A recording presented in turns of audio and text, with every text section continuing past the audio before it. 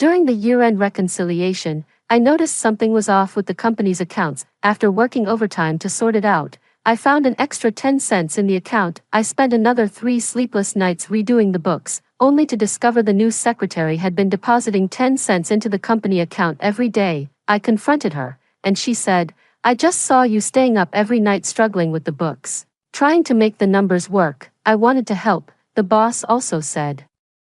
Guan Yingying was just trying to be kind. "Don't be so aggressive." Amidst the chorus of accusations, I became the villain who bullied my colleague. I was fired by the company and publicly slandered by Guan Yingying in her online live stream. I was tormented to the point of depression and suicide. When I opened my eyes again, I was back at the moment the billing error occurred. 1. Seeing an extra 10 cents on the bill, I slammed my mouse in fury, turned around, and yelled at the employees at the other workstations, "Who on earth is depositing 10 cents into the company account every single day?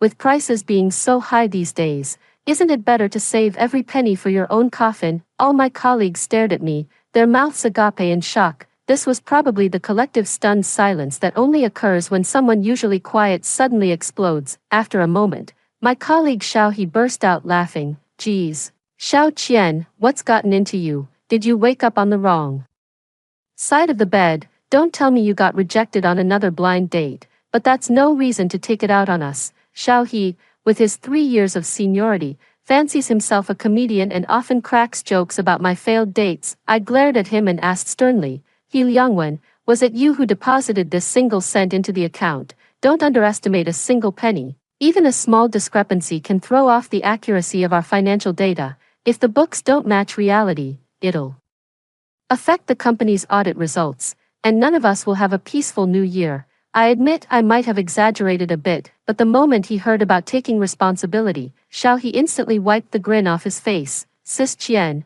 this has nothing to do with me." I ignored him, making eye contact with each of the others in turn. "Whoever did this knows exactly what they did. Don't make me go through the data one by one. I'm giving you 3 seconds to step forward and admit your mistake. If you don't, and this causes serious damage, you'll be the one to blame in front of the entire company." Just as the countdown began, the company's new secretary, Guan Yingying, burst into the room in a panic. "Sisterly, I'm so sorry, I was the one who transferred the money." While apologizing, she made sure to hand out the Luckin coffee she was carrying to everyone. "You can only drink so much of the free coffee from the office pantry before it gets old. This one's on me, please enjoy." As the saying goes, you can't bite the hand that feeds you. Everyone smiled warmly at Guan Yingying after receiving the coffee she bought. "How much was it? Let me pay you back." "You're too kind, you're always treating us to coffee." I'm starting to feel bad accepting it. "Yingying, your family must be well off. Your internship salary is only 3,000.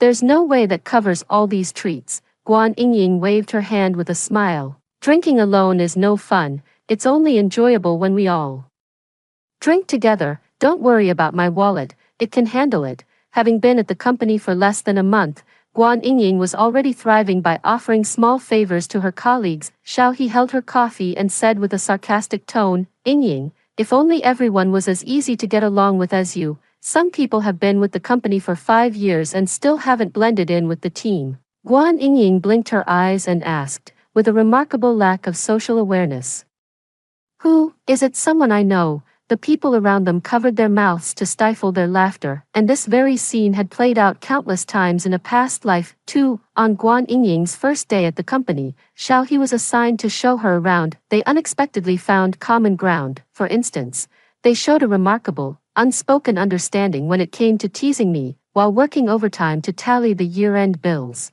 I noticed a discrepancy in the total. I spent another 3 sleepless nights re-auditing the accounts. I was nearly driven bald from the stress before finally discovering that Guan Yingying had been depositing 1 cent into the account every single day. Faced with my questioning, she said through tears, "I just saw you staying up late every night doing the accounts, and the numbers weren't adding up. I wanted to help you." All my colleagues took her side. "It's only natural for a newcomer to make a few missteps.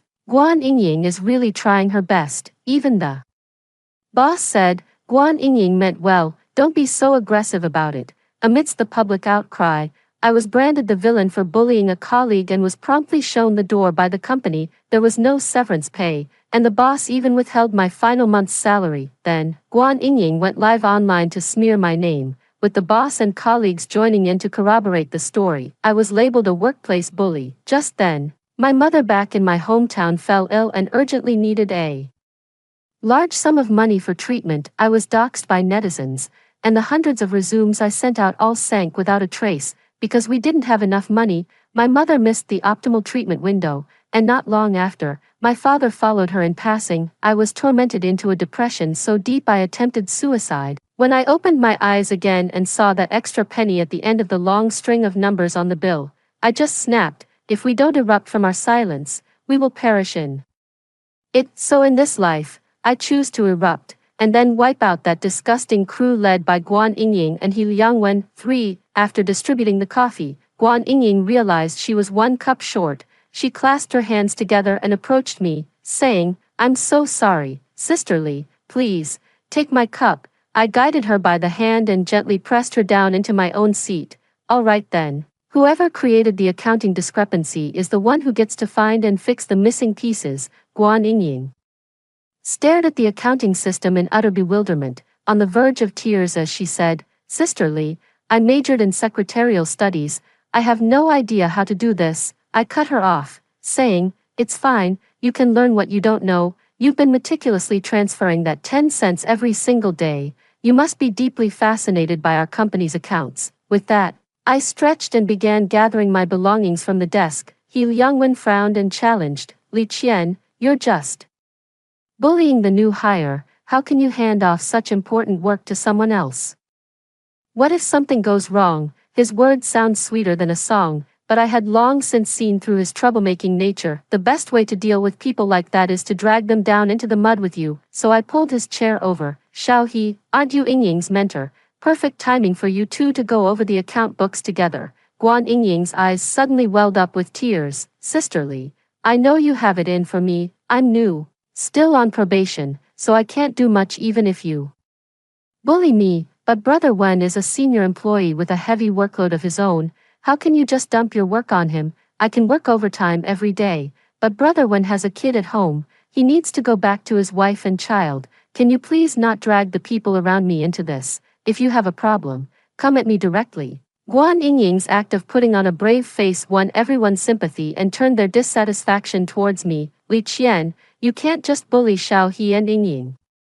Because you're more senior, I can't stand to watch this anymore." "Exactly, you sit in the corner with a sour face all day. Anyone would think the company owes you money. You're such a downer." Everyone's swamped, even the new hires have their hands full, and now, someone's using that as an excuse to dump their own work on others. What a clever little scheme. Not far away, a faint, knowing smile played at the corner of Guan Yingying's lips. If this were before, I would never have so irresponsibly passed my work off to someone else, but in my past life, when I came under fire, the company boss was quick to use workplace bullying as a pretext to fire me. I will never forget that hideous face. In the end, they just want to fire me without paying the severance package. A company like this doesn't deserve a single ounce more of my effort. Fine, since you're all taking their side, you can do the job yourselves. I've been working overtime for 19 straight days on these accounts, nearly worked myself to death, and just because she keeps transferring a single cent every day, the numbers are always off. I'm no saint. I can't stand this kind of stupidity that almost killed me from overwork. Don't just stand there and talk without feeling the strain. If anyone supports them, come help us reconcile the books." I rolled up my sleeves, ready for a fight. "What's all this commotion? Don't you have work to do?" The boss walked over with a dark expression on his face. Tears welled up in Guan Yingying's eyes. "Mr. Gu, it's all my fault. When Sister Li assigned her work to me, it was a recognition of my abilities. I shouldn't have refused." The other colleagues all started talking at once, instantly painting me as the office bully who picks on the new hire. I waited patiently for them to finish, then said, "Why do you only mention me pushing work onto her, and not her egregious behavior of constantly transferring money into the account to disrupt my work? The workplace isn't your mom. When you make a mistake, you should own up to it and fix it yourself. Isn't that just common sense?" After getting to the bottom of the issue, the boss started playing the peacemaker. All right, Xiao Li, I know you've been working hard these past few days. I'll give you half a day off sometime soon. I've been working unpaid overtime for 3 weekends in a row. And now that Skinflint Gu won't even give me a single day off. Before I could even react, Guan Yingying swiftly took over the conversation. Boss Gu, Sister Li has been working so hard lately. Why don't you give her some extra time off? I'll cover her overtime shifts. The boss was delighted and praised her as the most outstanding employee he had ever seen. At the same time, he didn't miss the chance to make a snide remark about certain senior staff members' poor work ethic. Guan Yingying smiled and said to her colleagues, "You all don't need to come in this Saturday. It's just sending materials to clients and such. I'll handle it all." Naturally, the others felt too awkward to agree, but then she added, "I've been interning here for a month now. Consider this a test for me.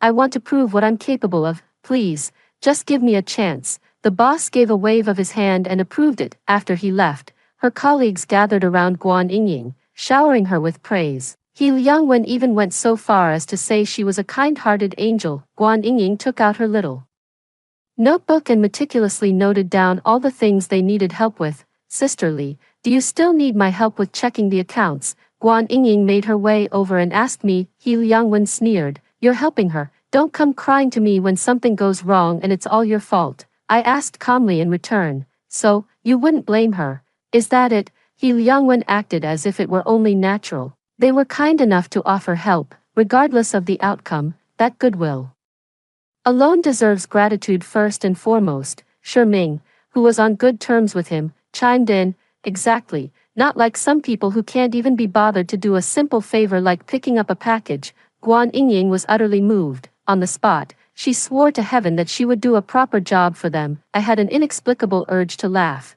but I managed to hold it back. I don't have high expectations for someone so idle that they deposit a single cent into the company account every single day. Now, let these people get a real taste of Guan Yingying's kindness. For on a rare weekend off, I bought my parents back home a group buy full-body checkup package. They weren't keen on going. "Sweetie, why waste your money like this? You should have used that $500 to buy yourself some nice food instead. Be careful out there on your own. Don't skimp on food and drink. And if you're short on money, don't be shy about asking us for help." Hearing my parents' voices, I completely lost my composure. Covering my mouth, I sobbed uncontrollably, gasping for breath. My parents are both farmers.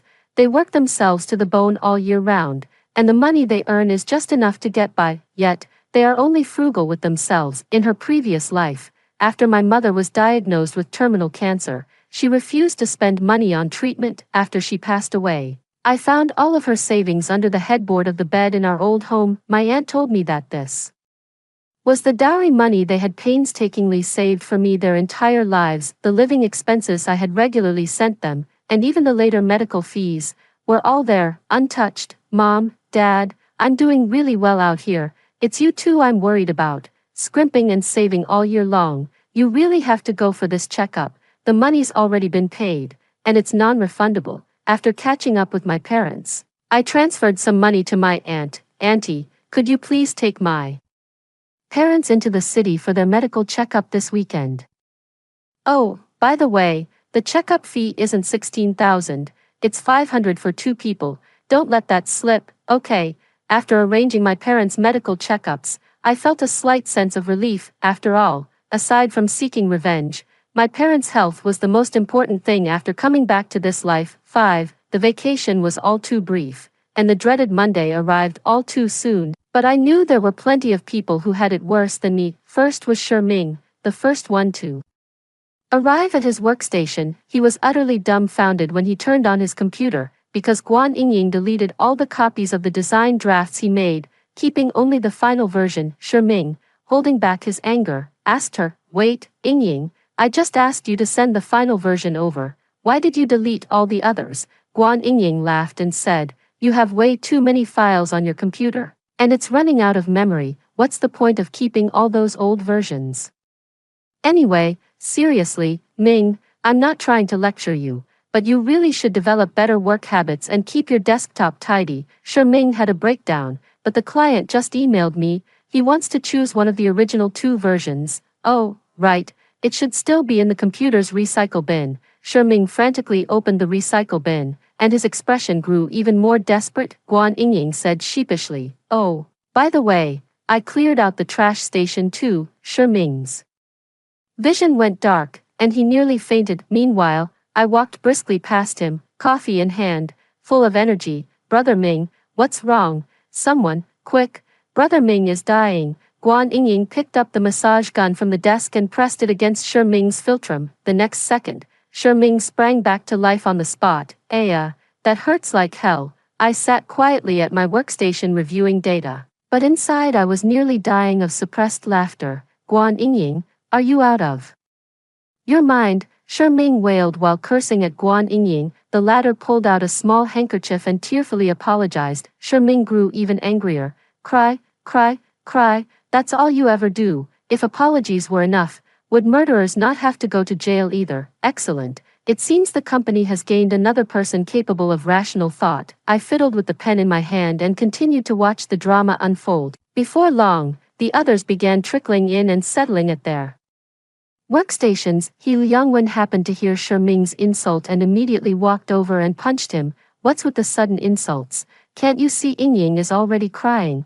Ming began to vent his frustrations. "I've revised this draft so many times it's completely unrecognizable. Now they suddenly want the first version back. I don't even remember what it looked like originally." He Liangwen let out a sigh. "Look, I'm not trying to be harsh, but you really should have backed this stuff up. You left it on the desk, so it's no wonder Yingying thought it was trash and tossed it."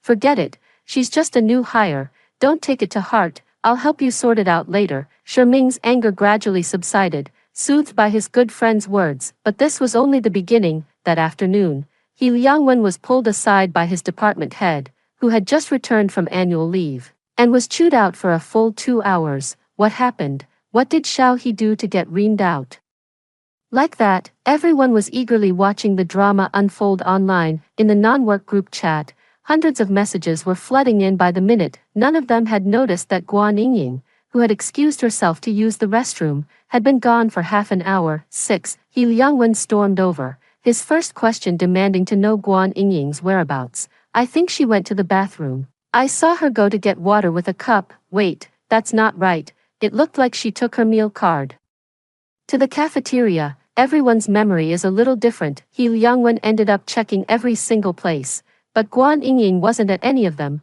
He was left exhausted, drenched in sweat and gasping for breath. Someone asked a question. "Hey, Xiao He, why did the boss just yell at you?" He Liangwen said with a resentful look. "Guan Yingying sent my drawings to the client. The proposal got rejected, and the client said they're considering other companies now." The person was taken aback for a moment, then comforted him. "Well, there's nothing you could do. It was a last-minute project, and with the team being short-staffed and the timeline so tight, it's not your fault or Yingying's that the client didn't pick us in the end." He Liangwen rolled his eyes in fury and kicked over his own chair. "The problem lies entirely with Guan Yingying. She altered the data on my blueprints. The ceiling height is only 3 meters. Yet she changed the door height to 5 meters. What kind of normal door is taller than the entire floor, and the toilet, a 30-centimeter clearance? What does that even mean? It's barely longer than an A4 sheet of paper. I can't even fit my damn backside in there." In short, Guan Yingying took it upon herself to alter He Liangwen's blueprint data beyond all recognition. What should have been a highly competitive and excellent piece of work ended up as an absurd creation. Worse than a child's scribble. The client seriously doubted his professional competence and directly considered changing partners. He Liangwen was so frustrated he could have torn his hair out. The client even had the nerve to gently suggest I submit my work to a sci-fi or abstract art competition. Can you believe the audacity? I listened with great relish. When it came to a sense of humor, He Liangwen's client had him beat by a mile. Ming patted He Liangwen on the shoulder. "Bro, I suddenly feel like redrawing the blueprints isn't that tough after all. You got this." The colleagues gathered together to brainstorm ideas for He Liangwen. I cleared my throat and suddenly said, "If I remember correctly, you all dumped your work on Guan Yingying, didn't you?" Everyone was stunned, frozen in place. Just then, the department head appeared at the door, looking pale and grim, and began calling out names one by one. those whose names are called, come to my office in order." In the end, everyone except me was called. A chorus of groans and wails rose and fell throughout the office. Shi Ming was the first to be summoned for a dressing down after Hu Yangwen, followed by HR's Chu Qing, manager He Yuan, and the junior assistant Zhu Yang. Each person emerged with a face as dark and foreboding as storm clouds. After berating everyone, the department head walked over to announce the disciplinary measures. Everyone who was just named will have their year-end bonus cut in half. And no one is allowed to take leave to go home on New Year's Eve. Shi Ming protested. "Boss, I really didn't do anything, it was the new secretary. She's out of her mind, we've all been screwed over." After he led the charge with his protest, the others all started to accuse Guan Yingying. The department head sneered. "Then how come Li Qian didn't make any mistakes, you seasoned slackers, shoving your work onto a newbie and making her take the fall when things go wrong? Do you think I'm an idiot who's easy to fool? She's a fresh graduate with a secretarial degree, still on probation. How could she possibly handle all of your workloads?" Then, the department head made it clear that for the next month, no one but me would have weekends off until they resolved their respective issues. The collective wailing from the group intensified dramatically. I felt a profound sense of relief, as if I had just answered the most urgent call of nature. 7. During the lunch break, braving the resentful stares of my colleagues, I took my meal card and headed to the cafeteria to enjoy a feast all by myself. When I returned, they were still buried in their work. HR's Chu Qing couldn't help but speak to me. "Sisterly, I finally understand how you felt now. I'm sorry, I shouldn't have blamed you." Assistant Zhu Yang weakly raised his hand. "Count me in. If I'd known, I'd slap my past self silly. Now my hard-earned cash is gone, and I've won the prize of overtime. I'm just numb," Manager He Yuan complained. "My daughter was waiting for me to take her to the amusement park this weekend. Now I have to break my promise to her again." Sigh. I just smiled and didn't say anything more. These people won't stop their snide remarks until the same thing happens to them. I will never forget their slanderous actions from our past lives. If the netizens were just jumping on the bandwagon, these people knew the truth and still helped Guan Yingying kick me while I was down. After Guan Yingying's live stream went viral, she and her office colleagues started putting on skits every now and then, with the core theme being how to deal with difficult co-workers. They've gone viral and are raking in the cash, while I can't even rest in peace.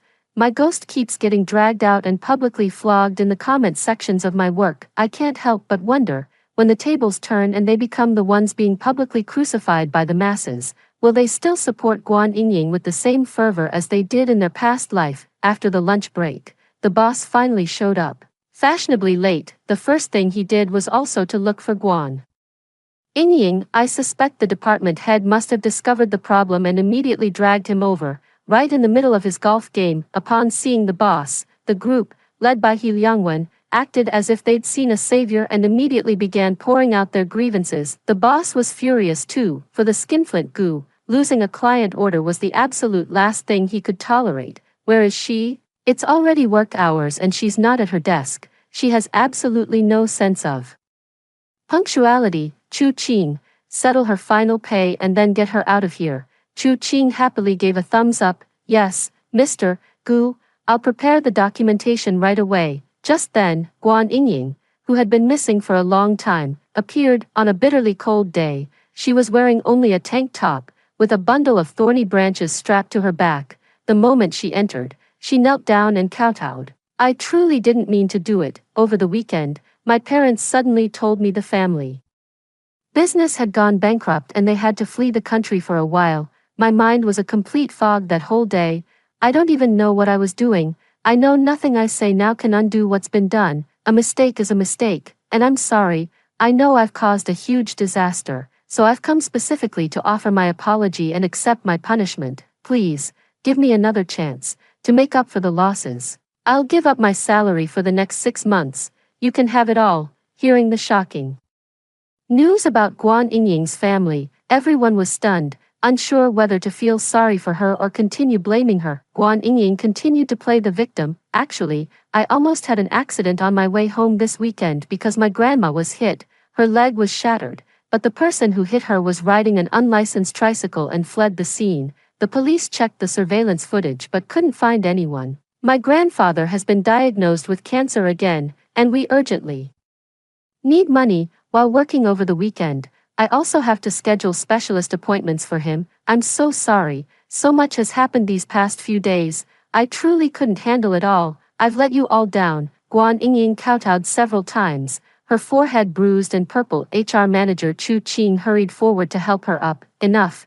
it's my fault too. I shouldn't have dumped my own problems on you. The truth is, I spent the whole day at the amusement park that day, thinking about what you went through. I feel terrible, Shi Ming said in a muffled voice. I'm really sorry. I was so focused on blaming you that I didn't even ask for your side of the story. Now that I think about it, who would make such a basic mistake? The others also expressed their sympathy for what Guan Yingying had been through. Even the notoriously stingy boss Gu said, unusually, that's rough. I'll add 200 to your salary. From now on, don't dwell on it too much, just focus on your work and do your best to get promoted early. Chu Qing sent her a red envelope right then and there. Soon, the office group chat was flooded with red envelopes specifically for Guan Yingying. Guan Yingying sobbed, thank you all so much. You're like my saviors. A warm, heartfelt atmosphere filled every corner of the office. He Liangwen exclaimed as if he'd struck gold. Sis Xiaoxi, everyone else has sent theirs. Why haven't you? Aren't you being a bit too cold? Guan Yingying explained on my behalf. Oh, Sis Li's family must be having a hard time too, otherwise, she wouldn't have thought of passing her work to me earlier. He Liangwen smacked his forehead. If I remember correctly, it was you, Sis Xiaoxi, who first pushed your work onto Yingying. If you hadn't set the example, she wouldn't have thought to help the rest of us out as well. She's kind-hearted by nature. If she only helped you, she'd feel guilty about the others. That's why she took on everyone's odd jobs. So, after all this, I'm the root of all evil. Unexpected, yet somehow not surprising at all, I sneered in retort. So, it's all my fault, is it? Guan Yingying rushed in front of everyone and said, it's my fault, all my fault. Sister Li didn't do anything wrong. I seized the moment to lean in close to her ear, whispering in a voice only she could hear, your grandparents passed away long ago. Your parents have their own separate families now, and neither of them likes you. Guan Yingying, you're nothing but a liar. Your own family doesn't like you. Once everyone sees you for who you really are, they'll all despise you too. Guan Yingying's pupils contracted sharply, and her hand pushed out in an instinctive, reflexive motion. The force sent me stumbling back a few steps, and I stubbed my toe hard against a stool, my face contorting in pain. I didn't push Sister Li. She ran right into my hand on purpose. She even insulted my family. However, everyone was so stunned by the sudden commotion that no one was listening to her explanation. 8. I went to the hospital for an X-ray, and it turns out my big toe is broken. The doctor pointed to a small crack in the bone and told me that's where the fracture is.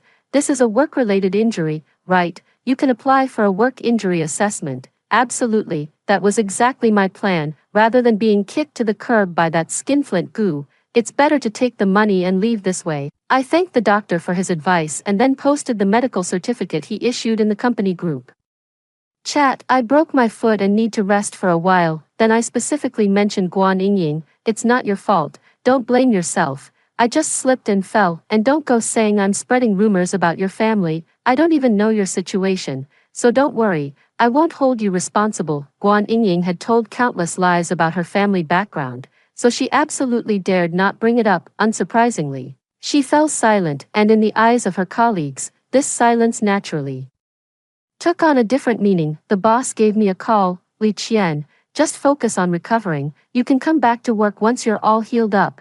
I kept thanking my boss to his face, but deep down, I had already decided not to go back to that job. Getting a work-related injury certified is straightforward. A bone fracture alone is enough to qualify for a disability rating. I'll be entitled to several months' worth of wages. And after I resign, I can still receive a few more months' pay. Many people aren't aware of how workers' compensation claims work. I only learned about it from a lawyer friend of mine. On top of the standard workers' comp, I also took her advice and bought a high-coverage personal accident insurance policy for myself. I did a rough estimate. After going through all the claim procedures, I'll end up with at least a couple $100,000 in my pocket. That kind of money might not go far in a big city, but back in my hometown, it could last me a very, very long time. 9. I spent a few days recuperating in the hospital before being discharged. I then returned to my rented apartment to pack my belongings before heading back to my hometown. I even bought a pair of crutches online and hobbled my way into the office. It was just a minor crack in my toe,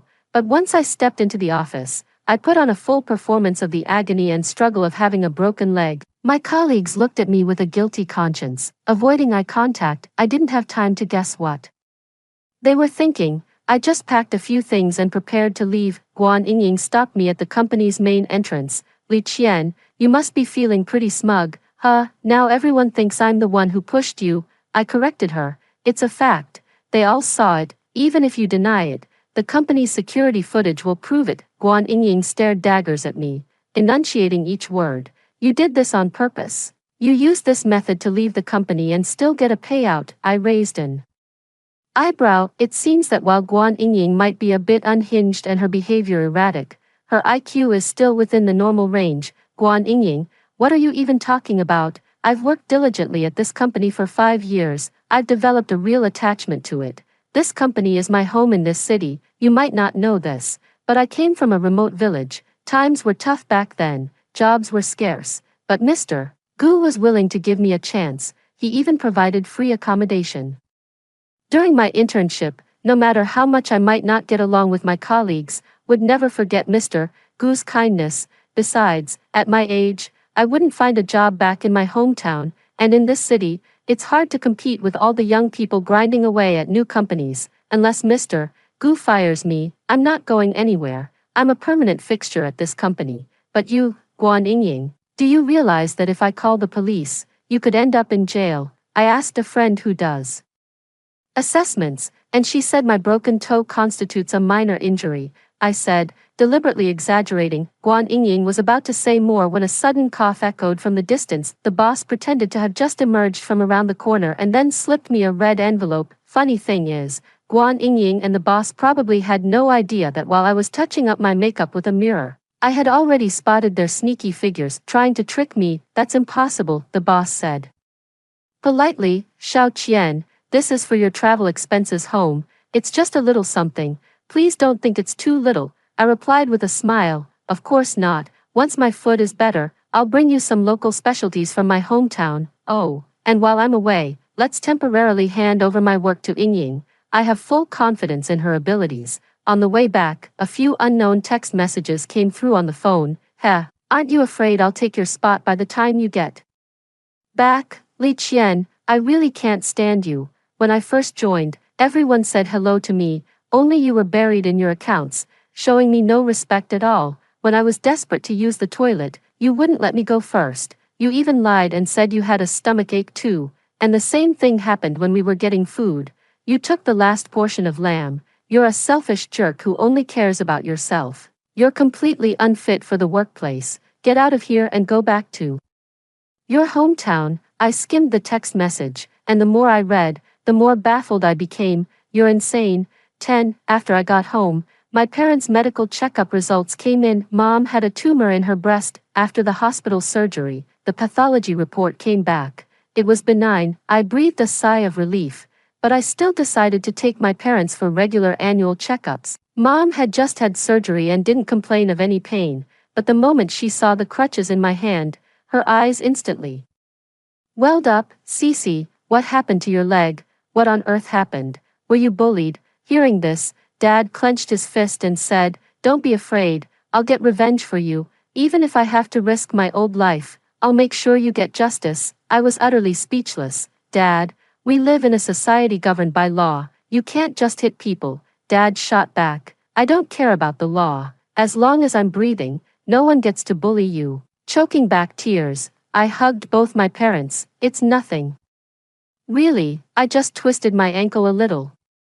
It's fine now. With that, I tossed aside my crutches, hopping and skipping around to show I was perfectly mobile. Only then did my parents' worries finally ease. I then told them that after this injury, I decided to stay in my hometown instead of chasing dreams in the big city. I fully expected them to object, but their reaction took me completely by surprise. Staying home is a good idea. I heard on the news that the country is planning to develop agriculture, something about collectives. I don't really understand it, but I asked around, and everyone says that kind of work is perfect for college graduates from the village. Sweetheart, even though we're poor, whatever you want to eat, we grow it right here on our land. Your cousin came back from the big city and is planning to raise pigs and such. He even brought over a goat yesterday. We've got more vegetables and meat than we can eat. I was stunned, because the over 200,000 from the insurance payout was exactly what I had planned to use for starting a farming venture in the countryside. I didn't expect Mom and Dad to be the first to bring that up. I promptly gave a thumbs up.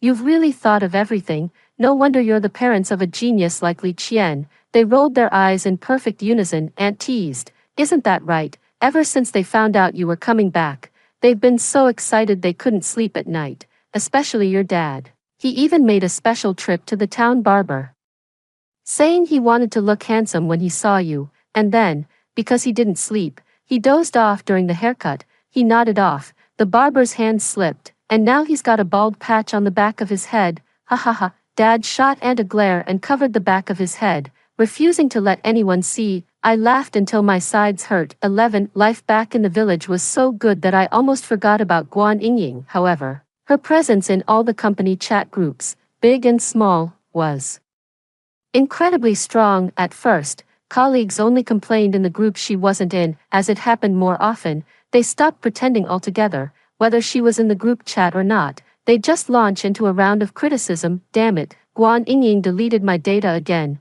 I even changed the password. How the hell can she still get in? Is it possible she was just nearby when you changed it? Don't ask me how I know. Let's just say I've been there. I literally carry my laptop home with me. After work now, you think you've got it bad. She got my remaining half of the year-end bonus cut. She replaced my work report file with a photo of herself in pajamas. I've had to explain to my girlfriend a million times that I'm not some pervert. Now, with this bump on my forehead, I bolt the second I see her coming. I feel you, man. My wife already took the kids and went back to her parents' place. I'm completely numb. I just handed in my resignation, and Mr. Gu even said he'd give me a raise. Forget it. Forget the $200. I'd gladly pay $500 out of my own pocket just to get out of here. Is Guan Yingying Mr. Gu's secret love child or something? She's turned the whole company upside down, but she's sitting there as cool as a cucumber. I kept scrolling from one group chat to another, thoroughly enjoying the drama. Just then, someone posted an update in the chat. Good news. Chu Qing went to confront the boss. Guan Yingying accidentally formatted both her computer and phone. She's threatening to quit if Guan Yingying isn't fired. Everyone was rubbing their hands in anticipation, waiting for Guan Yingying to get the boot. A few minutes later, he sent a few more messages. Bad news. Chu Qing has resigned. It looks like Guan Yingying really is President Gu's illegitimate daughter. The company is doomed. That's all for now. I'm off to write my resignation letter. Instantly, a sense of despair filled every group chat. I paid someone to create an account and post the group chat content online. After the post went viral, a colleague found it and shared it back into the group. Then, everyone found a new outlet and collectively flocked there to vent. Guan Yingying's personal information was quickly doxed. Just like in her past life, she went live to accuse someone of workplace bullying, and all those outrageous behaviors were pinned on me. What's even more absurd is that the colleagues who had accused Guan Yingying suddenly became evasive. The netizens who didn't know the truth all thought the post was complaining about me. I got dragged on the trending page. My phone was also flooded with countless messages from strangers, something that hadn't happened in a long time. I could tell at a glance who sent a few of them. You think hiding out in your hometown means you can live in peace? Think again. I have 100 ways to make your life miserable. Are you suffering right now? If you film a video of yourself kneeling down and kowtowing in apology, admitting the harm you caused me before, I might just forgive you. 12. I leveraged the notoriety from my Black Fire to start a live stream. The backdrop was the vast farmland of my hometown. As soon as the live stream started, a flood of haters showed up. Just look at her face. You can tell she's impossible to get along with. So disgusting, bullying newcomers and harassing colleagues. She's the worst. She must have known she'd be exposed sooner or later, so she just ran off to her hometown. Hilarious. And she still thinks she can cash in on the clout. How does someone this ridiculous even exist? I couldn't stop laughing at those posts. My friends thought I'd lost my mind. but then they saw them and lost it too. I ignored the hateful comments, turned the camera, and began showcasing the fresh, glistening produce. Don't miss out, folks. First day live stream special, organic fruits and veggies on a massive sale. Everything's 10 yuan for 3 jin. And shipping is on us. I washed a cucumber, took a bite. Crisp and refreshing, fresh mini cucumbers, completely pesticide-free and all-natural, super sweet. They sell for over 10 bucks a pound at the supermarket, but right now it's a blowout sale, 10 yuan for 3 pounds. Don't miss this golden opportunity, netizens cursed while decisively placing their orders. Darn it, these cucumbers are just too tempting. For the record, I'm just buying some for the elderly folks at home. Placing an order does not mean I support that awful woman. Same here, the prices at supermarkets and fruit shops are ridiculously high, totally unaffordable, but my kid just loves these. What else am I supposed to do? How do you guys manage to type so fast while hurling insults? I'm already running 3 accounts and still can't get a word in edgewise. Arg, but soon after, my account got mass reported. No worries, though, I'm waiting for someone to upload a video. That very night, the Office action film starring Guan Yingying and director Gu spread like wildfire across the entire internet, even with their faces pixelated. Anyone who knew them would recognize them instantly. I sent a few boxes of fresh fruit to the company's former HR manager as a token of my gratitude. Chu Qing sent me a generous red envelope with a message, "You're too kind. If you hadn't tipped me off, I'd never have guessed they were having an affair." Indeed, it's something most people wouldn't even think of. The boss and his wife often flaunt their affection on social media, and their 3 daughters are exceptionally accomplished, and Guan Yingying is 2 years younger than the boss's youngest daughter. But that day, as I was leaving the office on crutches, I caught the scent of Guan Yingying's perfume. Later, when the boss slipped me a red envelope, I noticed the same fragrance on his sleeve. I also noticed a faint lipstick mark on the side of his neck. Most people might miss it, but I inherited my parents' excellent eyesight, 20/10 vision. Good enough to be a pilot. Honestly, if it weren't for my fear of heights, I'd have seriously considered applying to be a pilot. Ever since I left the company, Chu Qing, being one of the few women in that office and sitting close to Guan Yingying, has been receiving her special attention. She's about to lose her mind. She'd often send me hundreds of messages, half of them apologies, the other half just venting. I gave her a gentle reminder. Chu Qing took it to heart, and after quitting and even having her pay docked, she decisively uploaded the video. I came back after finishing my meal, and my phone buzzed with another new message from Chu Qing. "Did you accept the red packet? That's for the groceries. No matter what, I'm definitely going to post that video. I'm not doing it for anything else. I just need to vent my anger." 13. The next day, the boss and Guan Yingying were confronted by the boss's wife right at the company entrance. Their 3 daughters had also arrived. The boss shielded Guan Yingying in his arms. "Stop, don't hit her, she's carrying my son." Hearing this, the boss's wife and daughter froze for a moment, then began beating the 2 of them frantically. In their panicked flight, the boss was killed in a car accident on the spot. The woman he shielded, Guan Yingying, sustained only minor injuries, and the baby was unharmed. However, after she gave birth, the boss's wife refused to acknowledge the illegitimate child. With the boss's ashes already scattered at sea by his wife, Guan Yingying could not prove paternity, and the unborn child could not claim any of the company's assets. She made a tearful scene, demanding a paternity test with the boss's daughter, but as soon as she approached the company, security guards threw her out. After the boss's wife took over the company, she sued everyone who had taken the boss's money to whitewash Guan Yingying's reputation, demanding they return the funds. I also had a lawyer friend draft a lawsuit, suing them for spreading defamatory rumors. In the end, these people not only lost their jobs and money but also became entangled in lawsuits and were constantly berated by netizens. They sent me a message to apologize, but I had already deactivated my old SIM card and got a new one, so they came to my live stream to apologize. Of course, some helpful netizens quickly showed up and shamed them away. My live streaming career is absolutely booming. That day, while I was live streaming from the field, a deranged woman suddenly appeared in the frame. "Li Qian, it's all your fault. If it weren't for you, my daughter wouldn't have died from an infection because we couldn't afford the treatment." Since I had my back to her, it was actually my viewers who saw her first and alerted me. It was too late to dodge by then. At the critical moment, my cousin cracked his whip a few times, and the pigs, cows, and sheep he raised suddenly charged forward. Guan Yingying was sent flying by the impact, then she fell into the pit we had dug to prevent theft. Soon, a piercing, agonized scream rang out. Guan Yingying fell headfirst to the ground. That fall left her with severe brain damage. A later police investigation revealed the child had frozen to death in her care. In a bid to garner sympathy, she immersed her newborn baby in cold water. Guan Yingying was sent to a mental asylum. I went to see for myself, and she was doing just fine over there. A nurse complained. The whole hospital has been in an uproar ever since she arrived. I patted her shoulder sympathetically. The nurse shrugged, her tone light. Actually, it doesn't matter. Every time she provokes those people, they hit her back on the spot. Once she gets hurt, she'll behave for a while. After leaving the orphanage, I applied for a work-related injury assessment and insurance compensation, then bought the earliest ticket home. I never expected that after just a few days away from my hometown, I'd be so homesick I could hardly wait to return. I miss the blue skies, the fresh fruits and vegetables, and the livestock there, but what I miss most of all are my family, who will always love me. End of the full text. Story 2. My little brother insisted on seeing the man-faced bear. I warned him those beasts are vicious. They can swallow a grown man whole. Mom called me a jinx and slapped me across the face, but after entering the park, I heard strange noises.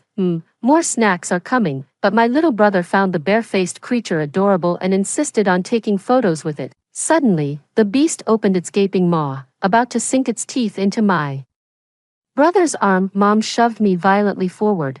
I stumbled before the monstrous bear, and in an instant, it severed my arm with one savage bite. My parents took my little brother and seized the chance to flee. When I opened my eyes again, I was back on the day my brother begged to see the human-faced bear.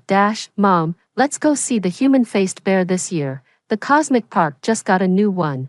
It's really extraordinary. My little brother munched on potato chips while whining to Mom about seeing the human-faced bear. I glimpsed the flyer in his hand and saw the creature's grotesque features. That haunting gaze is forever burned into my memory. In my past life, that monstrosity severed my hand with a single bite. The ones who threw me to the wolves were none other than my own parents. After a dazed moment, my younger brother placed his hand on my shoulder. Wanna go, finish all my schoolwork for me, and I'll let you. My brother's words snapped me out of my trance, my hands still intact. That bare-faced monster didn't bite it off. At this moment, I realized with absolute clarity, I've truly been reborn. I replied, better not go. They say those face bears can swallow a grown man whole. Before I could finish, Mom yanked my ear. Must you always jinx things? Have you finished the laundry? Did you do the dishes? Mom's always been like this. I'm just the unpaid maid at home, while Emery is their golden child. My brother loves braised pork ribs, but I'm not allowed to take a single piece, just forced to watch him eat. Mom sugarcoats it with, girls need to watch their figure, they shouldn't eat too much meat. By the time I came out of the kitchen, my parents had already decided to go see the Wer-Bear. Mom beamed at me as I came out. It's buy one get one free for the Wer-Bear exhibit tickets. Consider this your lucky day. That smile of hers still gave me the creeps. After freezing for a couple seconds, I snapped out of it and hurled the freshly filled water cup to the ground. Like hell, I'm going to see some freakish Wer-Bears. No way. The glass shattered into pieces, and a flying shard sliced a long gash across my brother's leg. Blood gushed out instantly. Both parents rushed to shield the Shin family's only heir. Have you lost your mind? He's the Shin family's son. Mother stormed over and slapped me across the face without hesitation. If you won't go, someone else will. Think you're special or something? Mom decided not to take this ungrateful brat to see the man-faced bear. I hid in my room, putting on fake sobs while secretly grinning inside. Anyone who wants to be that bear's snack is welcome to volunteer. Just don't come looking for me. In my past life, I was overjoyed when Mom said the tickets were buy one get one free. After entering the park, my little brother threw a tantrum demanding to take photos with the human-faced bear. The zookeeper said the human-faced bear couldn't take pictures with visitors, but Mom wouldn't listen. She threw a wad of cash right in the staff's face. No. Your place, when I pay you, I'm your god. The principal stepped in to mediate. After a brief office chat with Dad, My little brother was finally allowed in for photos, but every move had to follow instructions. I trailed behind with a camera in hand, tasked with capturing my brother's best angles. Our parents coached him on posing for the shots. The audience grew restless and began scrolling through videos on their phones. Suddenly, the park's animatronic bear went berserk and started chasing our entire family. My little brother never exercises, just plays video games all day. He barely ran a few steps before collapsing from exhaustion. As the bare-faced creature was about to sink its teeth into my brother's arm, I tripped over something and fell hard. Moments later, my brother safely tumbled into our mother's arms. Looking up, I saw the towering silhouette of the bare-faced monster. In that dazed moment, the bare-faced creature chomped off my right arm, blood instantly splattering across the ground. At this sudden horror, spectators fled the stands while even the regular zookeeper collapsed unconscious. My mother scrambled to the bleachers and uttered her last words, "Don't be afraid, we'll burn extra spirit money for you this Qingming." How ironic. The one time mother became extravagantly generous was at this very moment. In my past life, that's how I died. To contain the situation, the zoo had no choice but to call the police, and the human-faced bear was ultimately shot dead. The zoo compensated my parents with 10 million, and that settled the matter. My parents and younger brother bought a luxury villa and traveled abroad extensively. My brother transformed into a tall, rich, and handsome man, marrying his dream girl years later with a grand wedding ceremony. To save money, they didn't buy me a grave. Instead, they gathered my mangled remains and dumped them on a hillside near home. My spirit hovered above, watching their faces show no trace of grief as wild dogs devoured what was left of me. I never imagined they could be this heartless. No matter what I did, they never showed me an ounce of familial love. At this thought, my body shuddered again. A surge of intense hatred flooded my mind. In that case, there's no reason for me to die with you. The May Day holiday won't officially begin for a few more days. After a huge fight with my parents, they kept assigning me household chores, even making me wash my brother's underwear. This is what I get for disobeying them. They even abused me by starving me for 3 straight days, claiming it was to help me lose weight, but I weigh less than 40 kilograms. With the college entrance exams approaching, I've been pulling all-nighters to study, and my weight has dropped drastically. I can't get proper nutrition at home, and the school meals aren't any better. My brother gets freshly stir-fried dishes, while I can only afford a 1 yuan meal, eating it in the dorm with Lao Gan Ma chili sauce. Mom never gives me pocket money, but she's incredibly generous with my younger brother. He can casually ask her to reimburse hundreds for in-game skins, while I get nothing but eye rolls when requesting a 10 yuan study guide for my senior year. Mom always says, girls don't need much education, just marry into money someday. Realizing they'd be away for 5 days, I knew I had to secure living expenses for that period. On the afternoon of the 29th, I noticed my brother hanging around with some shady characters. They all headed to the boys' restroom. Moments later, I heard someone begging for mercy coming from the restroom. A male student ran out covering his face, while my brother got praised by a taller boy. Good job, our crew needs guys like you. Bring us a photo with the bear, and you're in, too. So my brother was trying to join the school bullying gang. After everyone else left, I grabbed my brother's arm and demanded, give me my allowance. He snapped back, why should I? You nearly scarred my face. Forget about getting any money from me. I pulled out my phone and played the recording. Fine then, I'll report this to the principal. Let's see how they handle your bullying. My brother just laughed. Go ahead and report me. I'm not even 14 yet. They can't touch me. With those words, my brother strode off without a backward glance. Watching his retreating figure, I smirked inwardly. You really think you'll make it back alive? Yet it was my actions that indirectly led to my dear sister's death. Mom, never one for subtlety, had already broadcasted our plans to see the bear in the family group chat. The family group chat instantly exploded with messages. Uncle's family was the first to chime in. I heard that human-faced bear cost a fortune to bring to Cosmic Park. Our daughter isn't that lucky. Mom replied, no worries, our very needs to study and won't be joining us. That actually works out perfectly. Just as Mom gave up my spot, Uncle sent a voice message. The voice belonged to Kea, my uncle's youngest daughter. She's just 2 months older than me.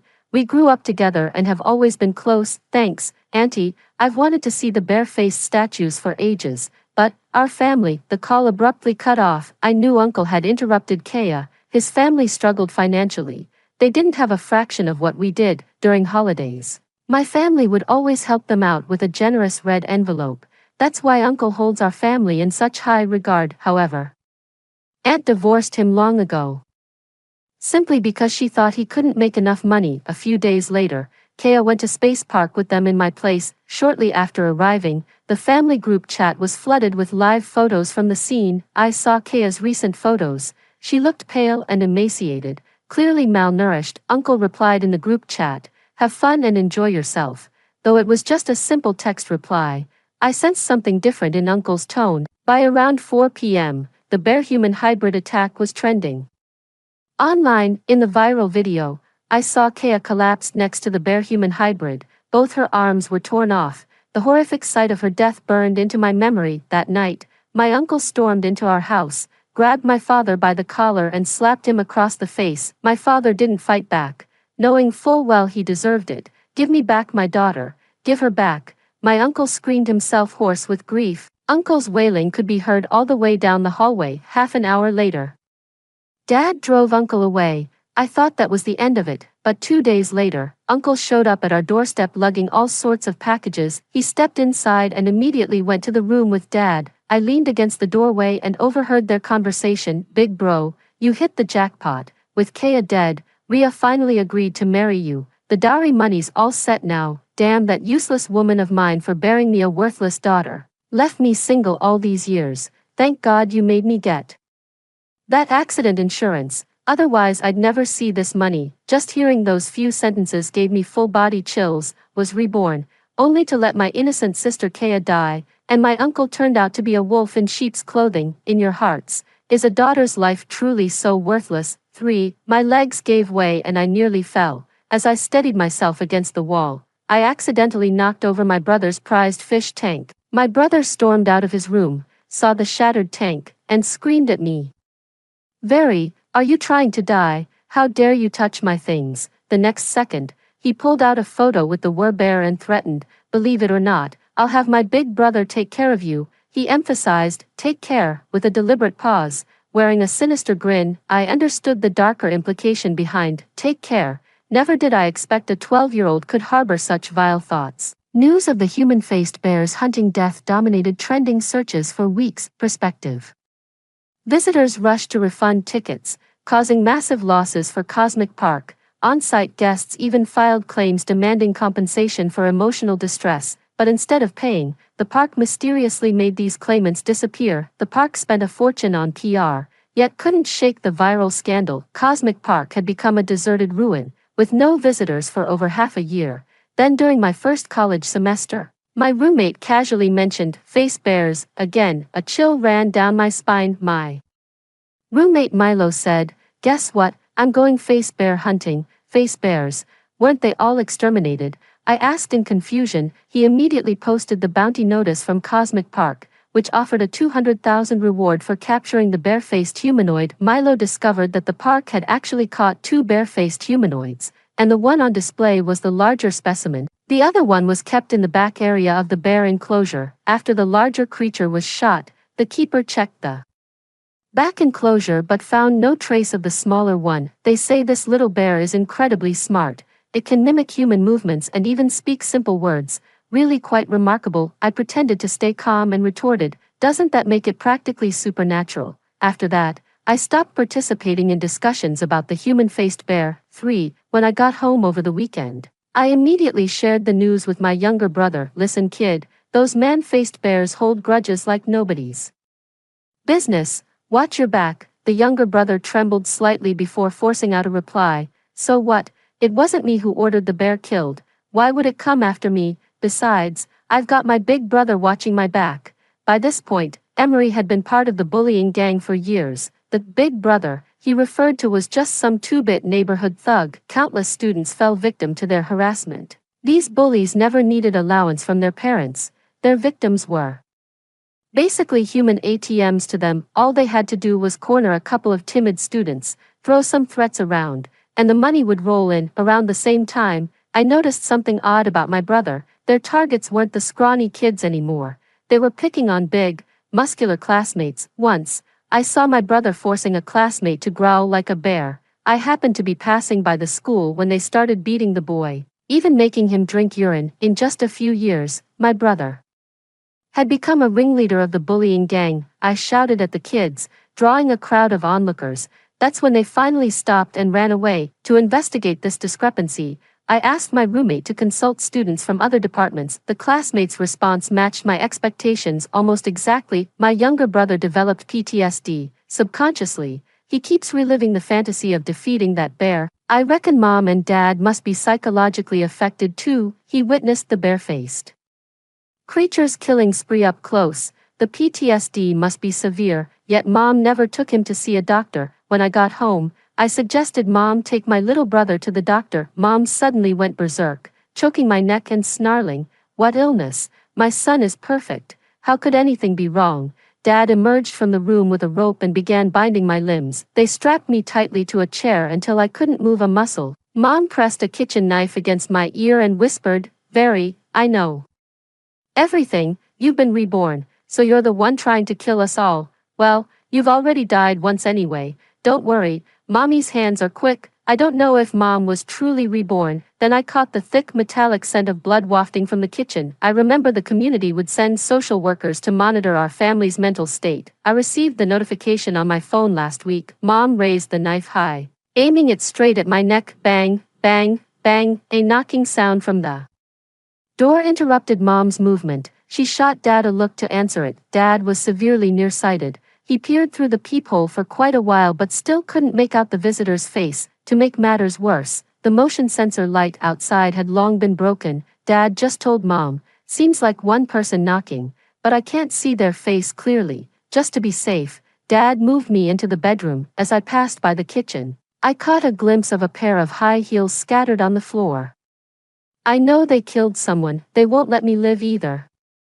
The bedroom door wasn't fully closed, and I could still hear faint knocking through the door crack. I saw my parents whispering to each other. Mom tiptoed to the door and peeked through the peephole. "They're gone," she sighed in relief. Dad chimed in, "Probably just a prank. Let's ignore it." Mom walked into the kitchen, gave a few hard kicks, and spat in disgust. "Pa, our family has perfect genes.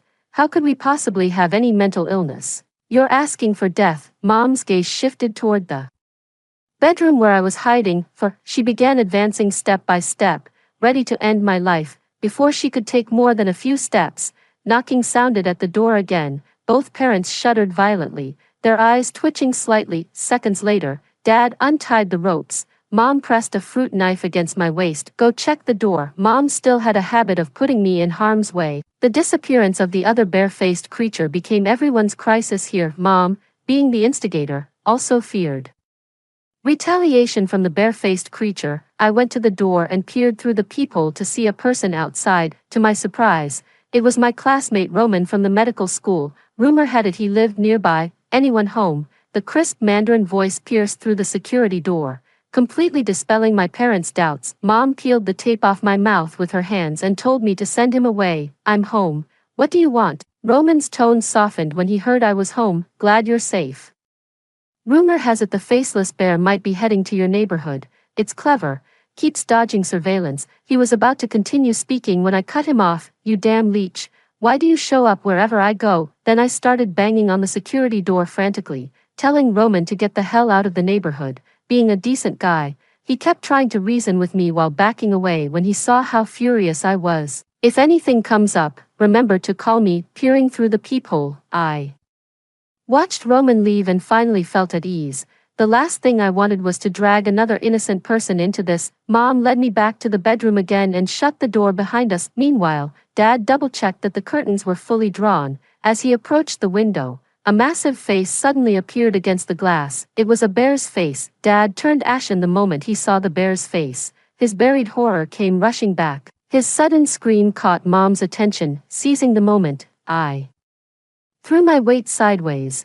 The toppling chair tripped Mom. The fruit knife slipped from Mom's grasp and vanished under the bed. When Mom looked up, she saw the bare-faced creature crashing through the window. The beast's right paw seized Dad's leg, flipping him upside down and shaking him violently. Dad begged through chattering teeth, "Please, Great Bear, spare our lives." the monstrous bear kept shaking Dad's body until he vomited across the floor, filling the air with a putrid stench. Mom tried to reach under the bed for the knife, but the bare-faced creature spotted her. It swung its leg over and crushed 3 of her fingers under its foot. I heard the crunching sound of childhood instant noodles breaking. At the same time, Mom's piercing scream shattered the night's silence. Someone in the neighborhood noticed the bare-faced creature's broken window marks and immediately called the police. When the police arrived, they only found my parents' mutilated bodies, while I remained completely unharmed. I was rescued, but surprisingly, no one saw which direction the bare-faced creature fled. In my hazy memory,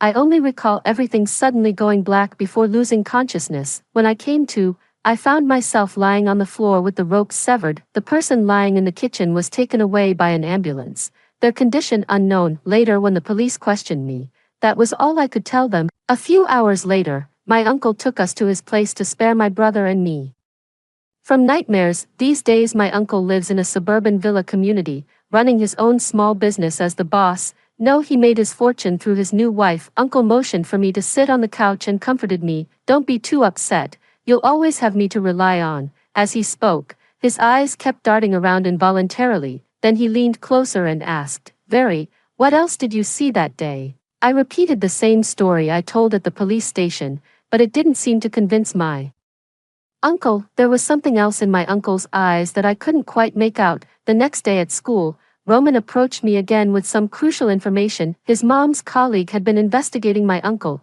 Roman's mother works in insurance, and the colleague was from the claims department. A while back, Roman heard from his mother that there was some shady dealing with Kaya's accident insurance claim, and it needed to be reinvestigated. He showed me a photo where the woman in it was wearing the exact same high heels. I called the police right away, but when they went to investigate my uncle, he wasn't at the villa. The villa owner said my uncle was just renting the place and wasn't the actual homeowner. Uncle had been gone for days without any word. On the 7th day memorial for our parents, I thought I caught a glimpse of Uncle. That day, my younger brother came with his gang of bullies to pay respects to our parents. My brother wept bitterly, and all the visitors praised him as the most filial son. "Emery is such a sensible child. Your parents' love for you wasn't wasted." Only when I lowered my head did I notice the sinister smile hidden beneath the mourning attire. A figure resembling my uncle trailed at the rear of my younger brother's gang of bullies, but that person kept their head bowed the entire time, never revealing even half their face. The next day, my younger brother stashed all the funeral money in the home safe to prevent me from stealing it. He even changed the passcode. In this lifetime, though they died at the hands of those bear-human hybrids, I still feel a pang of sorrow. I said to my brother, "Let's find our parents a burial plot with good feng shui." My brother suddenly slapped me across the face. "Why buy anything? Just burn it and dump it on the hillside." In my past life, I was also abandoned on that hillside, meeting a gruesome end. Never did I expect a teenager could harbor such malice in his heart. I froze for a second, my cheek burning with pain. After speaking, my brother's gaze swept over me with an eerie smile. Then he said to me, "Very, it's time you got married. My boss isn't bad. I heard he's offering 500,000 in bride price." I knew exactly who he meant, the ringleader from our old bullying gang. As I turned to leave, a large hand suddenly grabbed me from behind. I turned around and was shocked to see my uncle standing there. With a meaningful glance from my younger brother, my uncle tied me up and forced me to drink some water. When I came to, I found myself in a derelict warehouse. I scanned my surroundings, not a soul in sight. About half an hour later, I noticed a group of people emerging on the warehouse's second floor. I still remember their faces clearly. They were the same bullies who dragged my younger brother into tormenting the weak. The 2 floors were connected by a steel staircase, its steps slightly rusted with age. Soon enough, the gang descended one by one from the upper floor, forming a tight circle around me. My brother referred to the short guy in the middle as Tobias. When Tobias saw me tied up, his eyes involuntarily roamed over my body.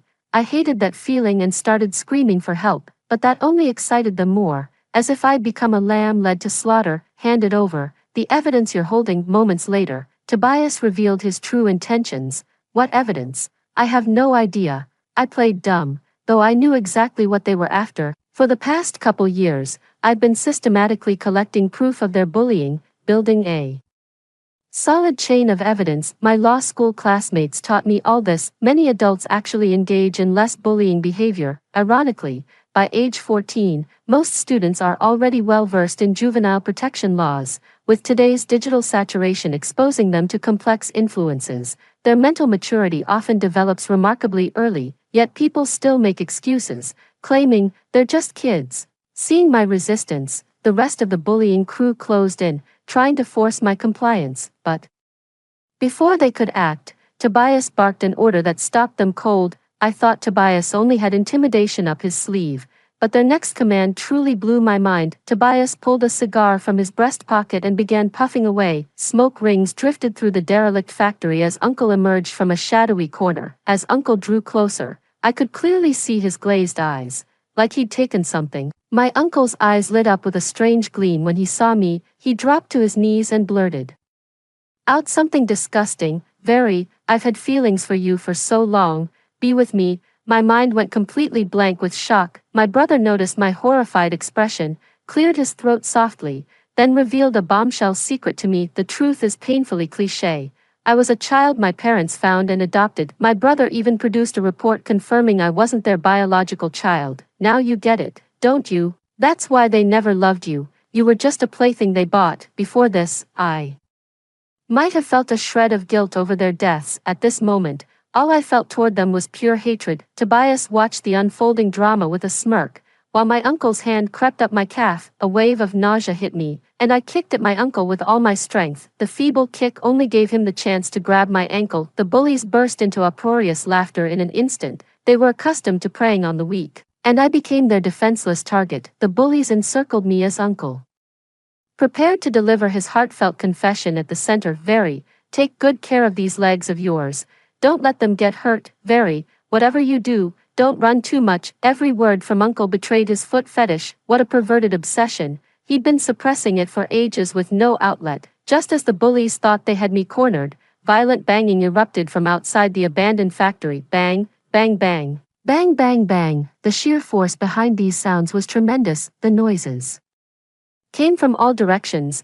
My younger brother immediately screamed upon hearing them. Oh no, it's coming, it's really coming. The man-faced bear is an extremely rare creature native to the uninhabited Ho-Zil region. The Cosmic Park went through great lengths to capture 2 specimens before claiming their prey.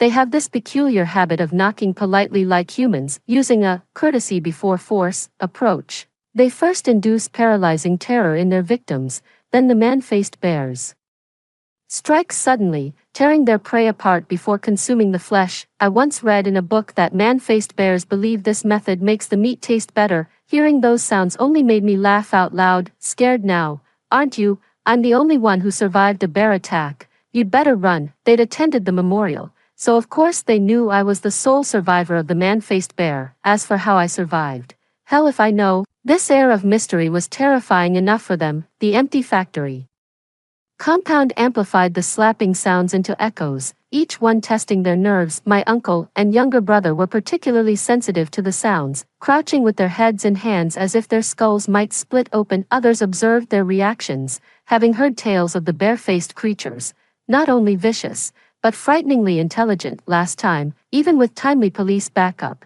the bare-faced creature still managed to escape unscathed. The increasingly intense sounds contorted the uncle and younger brother's faces in agony. Bang, an iron door swung open, thick clouds of dust swirled up, obscuring the bully's line of sight. Light streamed through the doorway, revealing a silhouette. In my dazed state, I could just make out the person's features. He wore gold-rimmed glasses, stood at an unremarkable height, and always carried the sharp scent of antiseptic. It was Roman. Following close behind were my roommate and a crowd of unfamiliar faces. The bullies were quickly subdued.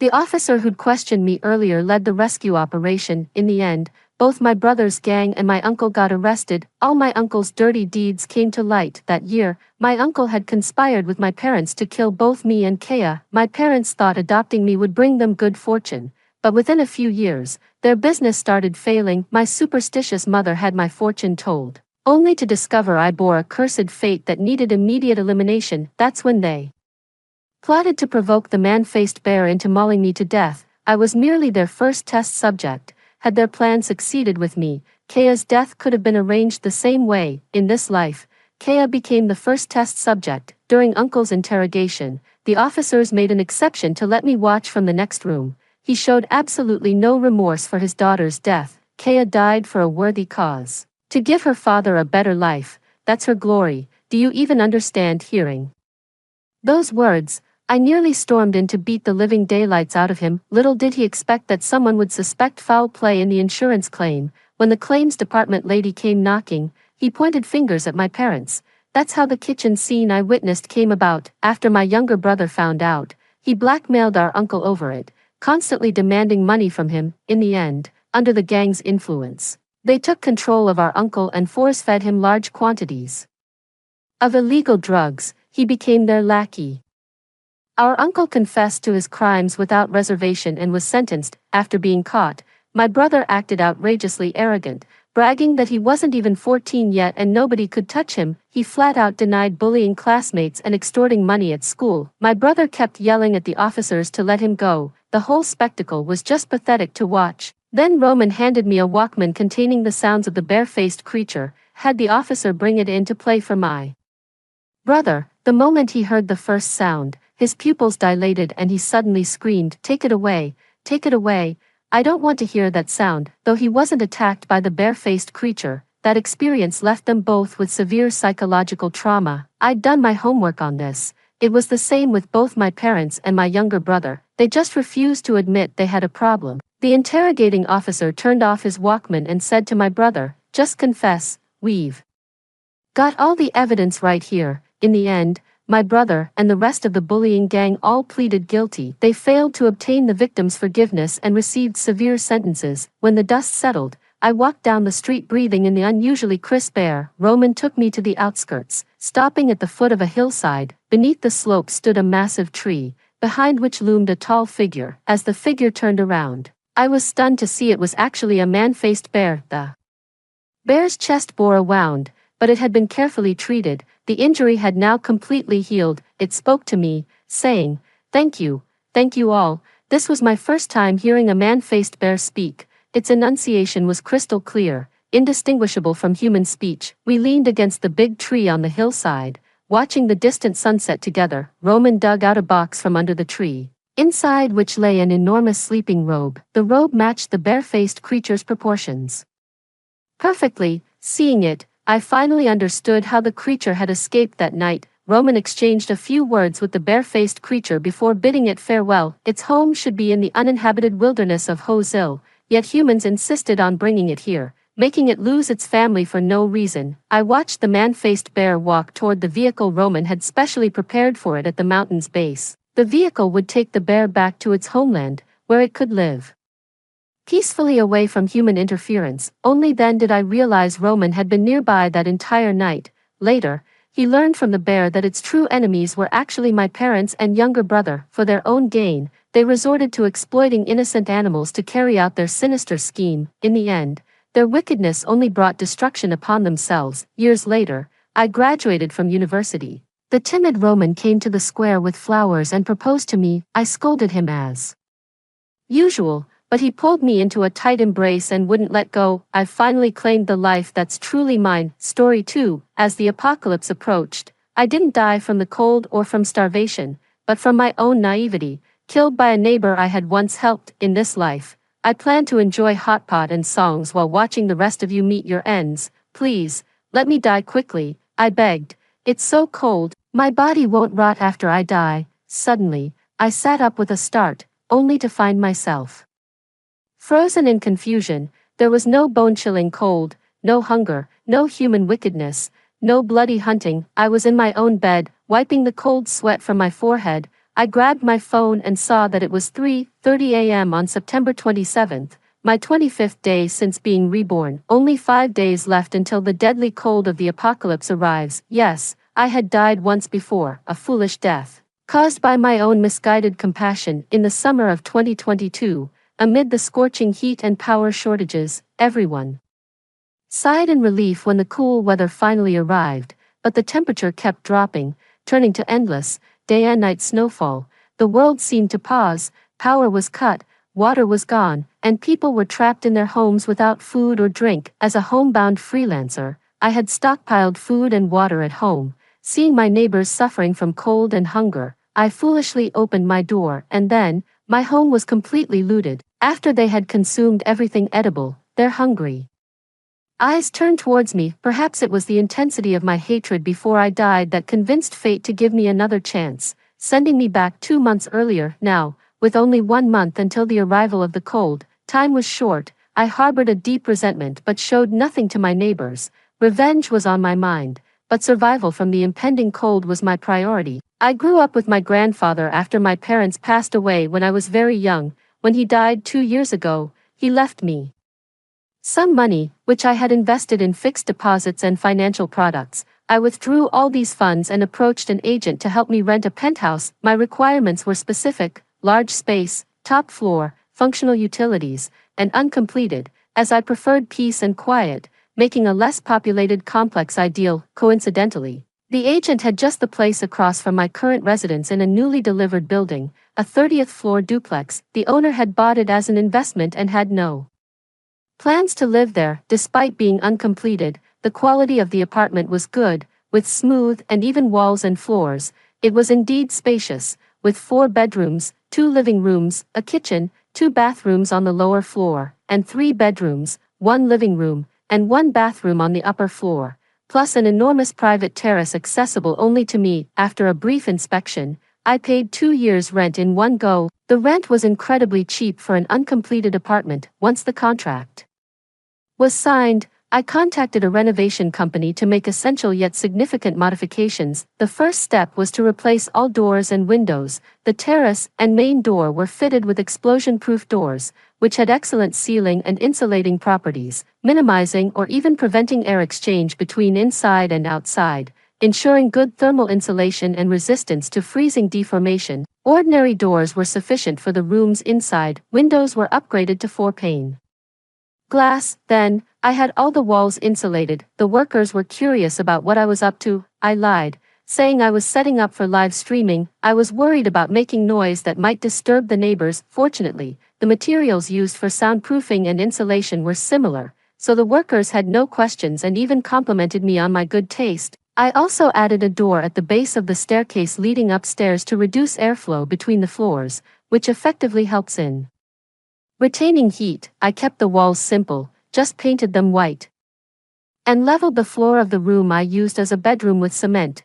Near the window, I installed a dual-purpose fireplace for cooking and heating. After applying waterproofing thoroughly 3 times in the kitchen and bathroom, I went ahead and installed appliances for both bathing and cooking. After all this, it was time to buy a large amount of firewood and supplies. Firewood was easy to acquire and inexpensive. However, considering the large quantity might raise questions I couldn't easily answer, I paid extra to have the workers cut it to specified lengths and deliver it in cardboard boxes labeled as renovation materials: firewood, charcoal, fire pits, gas cylinders, gas stoves, solid alcohol, solar-powered emergency lights, heavy blackout curtains, bottled water, rice, grains, spices, various household goods, a variety of instant foods, snacks, a bed, tables, chairs, all continuously delivered to the house. Since the building was newly handed over and not many residents were around, most were there for renovations.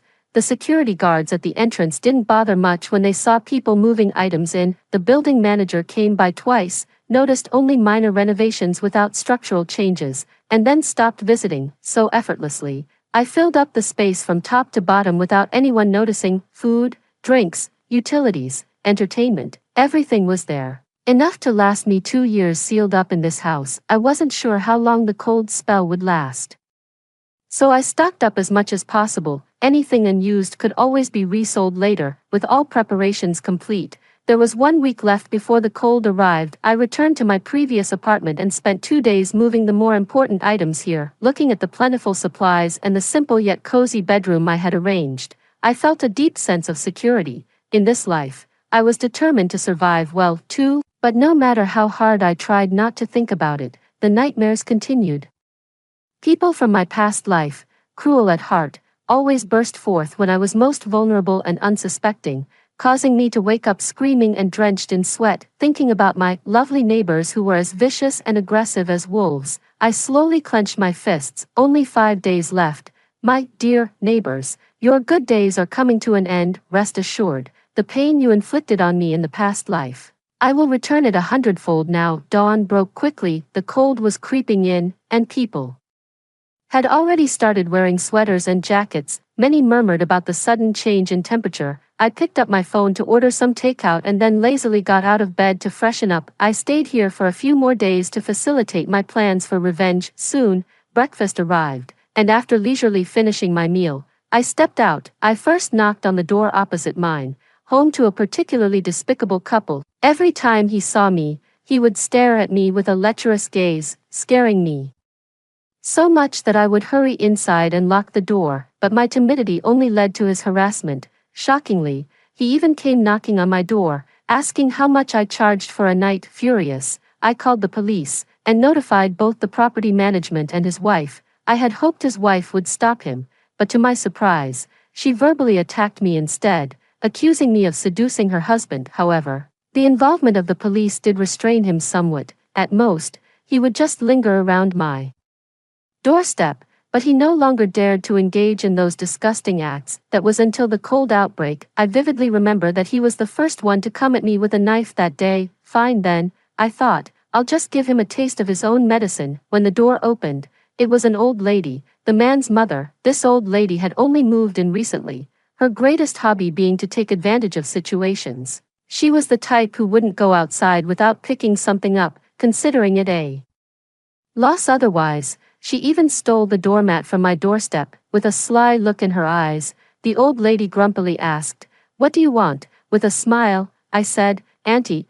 there's a promotion at the supermarket across from our complex today. Everything's 20% off. It's been getting colder these days, and I reckon the prices are going to go up soon, so I thought I'd let you know." Really? Her spirits lifted immediately. I nodded. "You should hurry, lots of people are grabbing things." I even cautioned her not to tell others, or else if too many people went, she might miss out on cheap eggs and such. In my past life, that supermarket was having a Members' Day anniversary sale with discounts, and not many people in the complex knew about it because it wasn't well advertised. I just happened to be there, so I bought a lot. I knew this old lady would definitely go. Sure enough, soon after, I watched as she pushed her shopping cart out the door. Go on, buy a lot. How else would there be enough for everyone in the building? After tricking her, I went downstairs, this time visiting a pair of girls home. Because of them, I finally understood what it means to encounter deceitful manipulators. Before the cold hit, because we were close in age, we used to chat quite enjoyably, and today, in my past life, they were the ones who invited me to go to the supermarket with them, because of the discount. And because I have a habit of stockpiling, I bought a lot that day. A week after the blizzard, many families had run out of food, and it was these two who pointed out in the homeowners group that my house had a lot of supplies.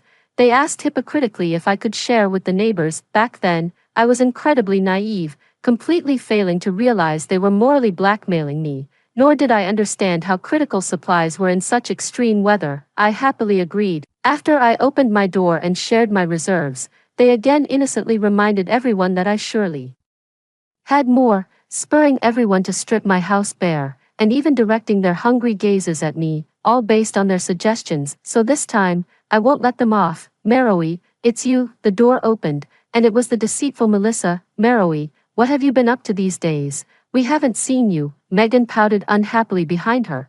We were supposed to go for hot pot. It was Sunday, and they were both at home. I clenched my fingers tightly on my arm behind my back, barely restraining myself from attacking them. Suppressing my disgust, I squeezed out a smile. "Sorry, can't do hot pot for now. I'm out of money, but I've been busy with a project these days. Once I get paid next week, I'll treat you all to a seafood buffet." At first, the two of them looked disappointed, but when they heard about the seafood buffet, they immediately brightened up and smiled. "Really, Humph, over the year I've known them, they've only treated me to a slice of watermelon and a milk tea. Every other time, I've been the one picking up the tab because I work on projects and have money.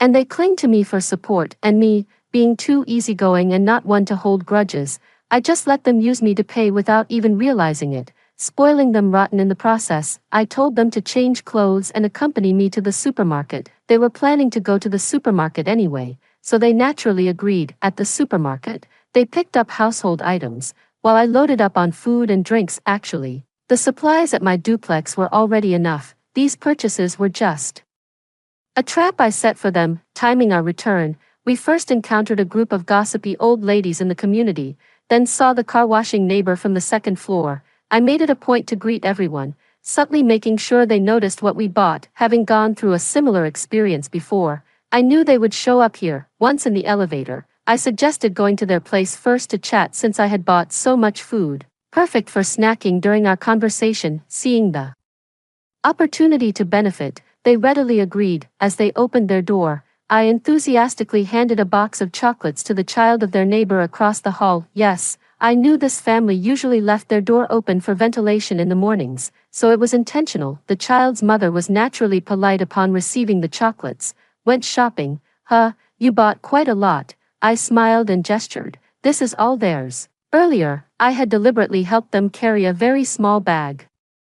So Melissa and Megan thought I was referring to that small bag, but in that mother's eyes, she would think I meant everything. That was exactly the effect I wanted. Once inside, I generously shared the snacks I bought, and as lunchtime approached, I suddenly frowned and mentioned I needed to step out for a bit, saying I'd leave my things at their place and pick them up later. They wouldn't refuse, of course. This way, they could keep enjoying my food, and I never minded. Then, I made sure the neighbor saw me leave empty-handed. Afterward, I headed straight to a store selling fire safety and surveillance equipment, where I bought some easy-to-install HD surveillance cameras and solar batteries. I returned to the duplex first, installing the cameras at the entrance, in the hallway, and on the terrace. Our building faced the street, and the camera on the terrace could oversee the street and the entrance to the community. I really do love that terrace, at a height of 30 floors, surrounded by synthetic bamboo. I could move around without anyone seeing me. After it got dark, I went back to Melissa and Megan's, collected my things,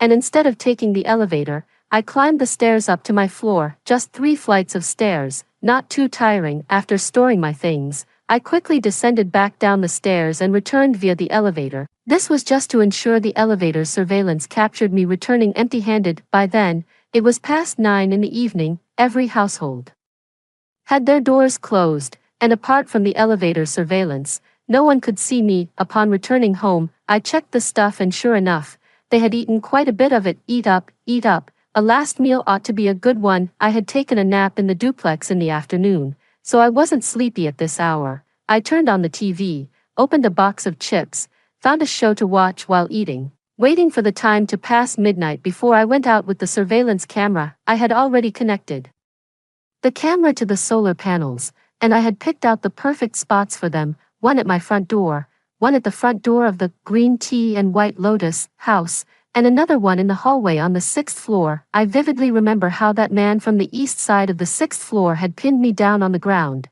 helping the creepy man across from my house to chop off my leg. These were all high-definition pinhole cameras, cleverly hidden, virtually undetectable unless you looked very closely. The power source wasn't just the solar panels. They were also connected to the hallway lights wiring. Plus, these solar panels could also be charged electrically, ensuring a backup power supply as long as there was electricity, which would be intermittent even after the low temperatures caused power cuts. After finishing all this, I went home to shower and sleep. When I woke up the next day, it was already past 2 in the afternoon. The weather had turned colder, and I checked my phone to see the temperature had dropped to 6 degrees. People were now wearing sweaters and padded jackets when they went outside. Instagram groups, friend circles, YouTube, everyone was complaining about the cold, wondering why this year's weather was so odd. Some joked, could it be the apocalypse? Others lamented, the Earth's environment is too deteriorated. Alas, humanity has gone too far. There were jokes and sighs, but no one realized that the disaster had already begun. I tossed my phone aside and got out of bed to freshen up. Had no intention of warning anyone.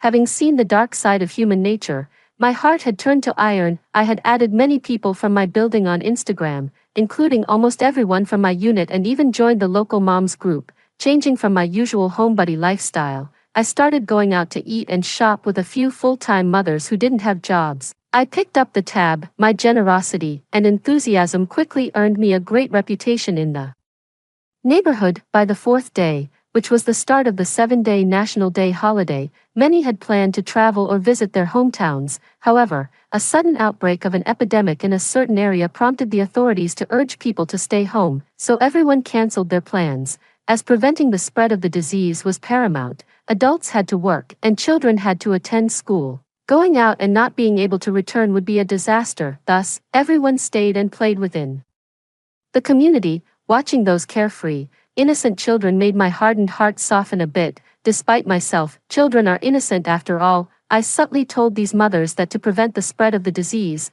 it might be wise to stock up on some food. Some listened, while others laughed it off, saying they had stocked up too much previously and ended up not needing it, wasting what they didn't consume. I just smiled and let them be. When night fell and no one was around, I moved the last of my belongings from this house to the duplex, including blankets, previously purchased food, and the last few books and items. The temperature had dropped below zero, and everyone was asleep. Even the security guards at the entrance of the residential complex were huddled inside and not coming out. Before leaving, I slipped another printed letter through the door of the young couple living upstairs, sternly warning them that this was no prank and I was certainly not exaggerating. I urged them to stock up on supplies tomorrow, keep their doors and windows tightly shut, avoid interacting with neighbors, definitely not go outside, and make sure no one knew they had food at home. They were the only ones who had never harmed me in my previous life. The wife even tried to plead for me, but her husband quickly pulled her back. I don't blame her husband, faced with a mob that had turned beastly. He just wanted to survive with his wife. Unfortunately, it seems they didn't believe me. I had slipped them a letter 3 days ago, but there was no response. Tomorrow would be their last chance. Tomorrow night, the temperature would suddenly drop to tens of degrees below zero. A blizzard would seal the doors overnight, making it difficult for people and vehicles to move. The catastrophe begins. Returning to my duplex, it was 2 in the morning.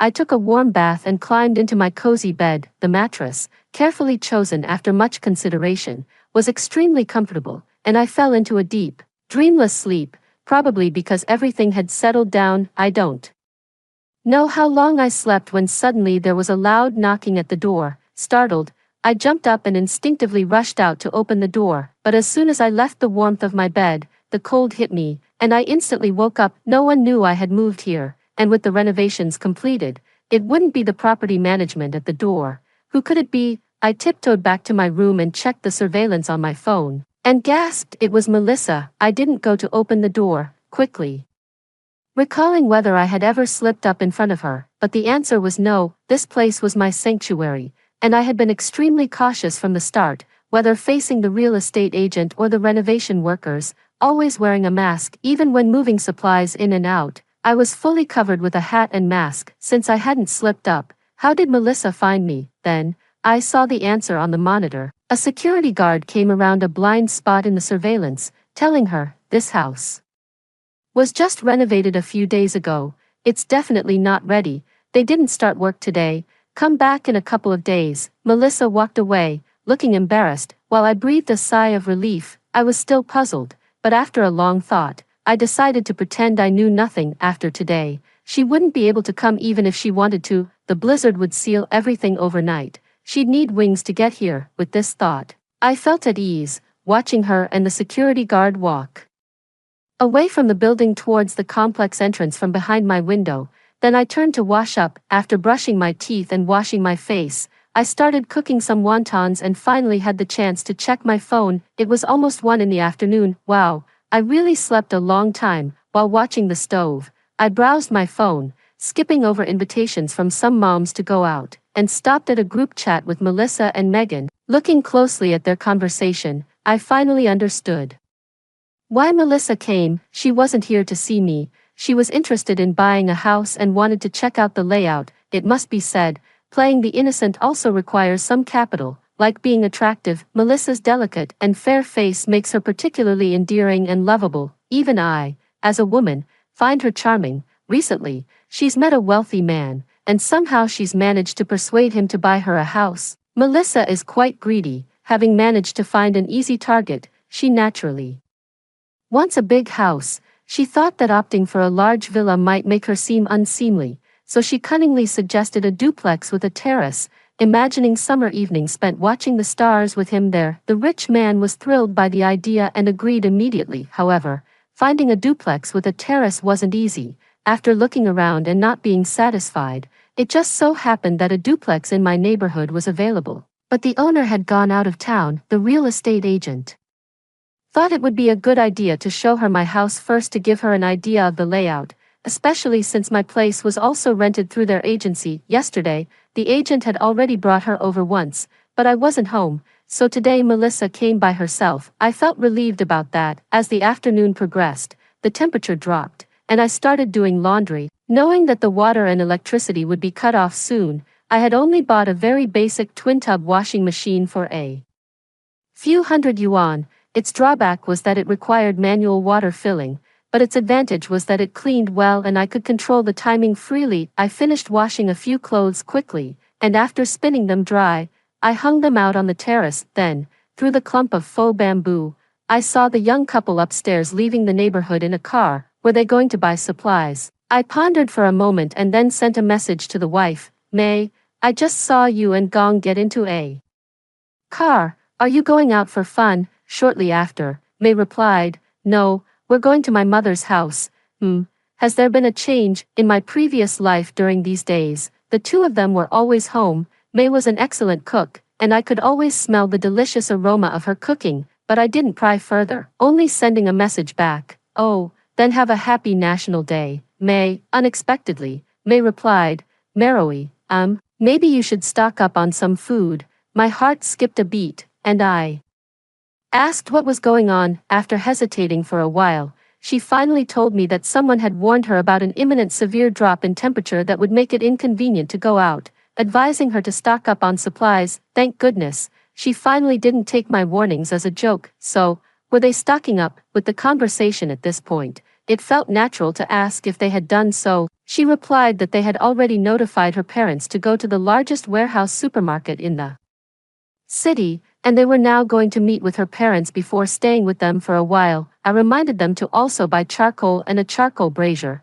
as it was definitely too late to install a fireplace. May acknowledged and expressed her gratitude, mentioning that she had warned several people about the situation, but I was the only one who took it seriously. Well, I knew May, being the kind-hearted person she is, would definitely warn others. I cautioned her again, since many people were dismissive. Once the severe cold hit, many would be without food, and for the safety of her family, she should not be too altruistic. It was absolutely crucial not to let others know that her family had stocked up on a lot of supplies. After a pause, she replied, You and that friend of yours gave the same advice. Gong has decided to avoid crowds as much as possible when coming back home after buying the supplies. I strongly approved of Gong's decision. After chatting with May, I put on some warmer clothes. I set out in my pickup truck and was immediately greeted by gloomy weather.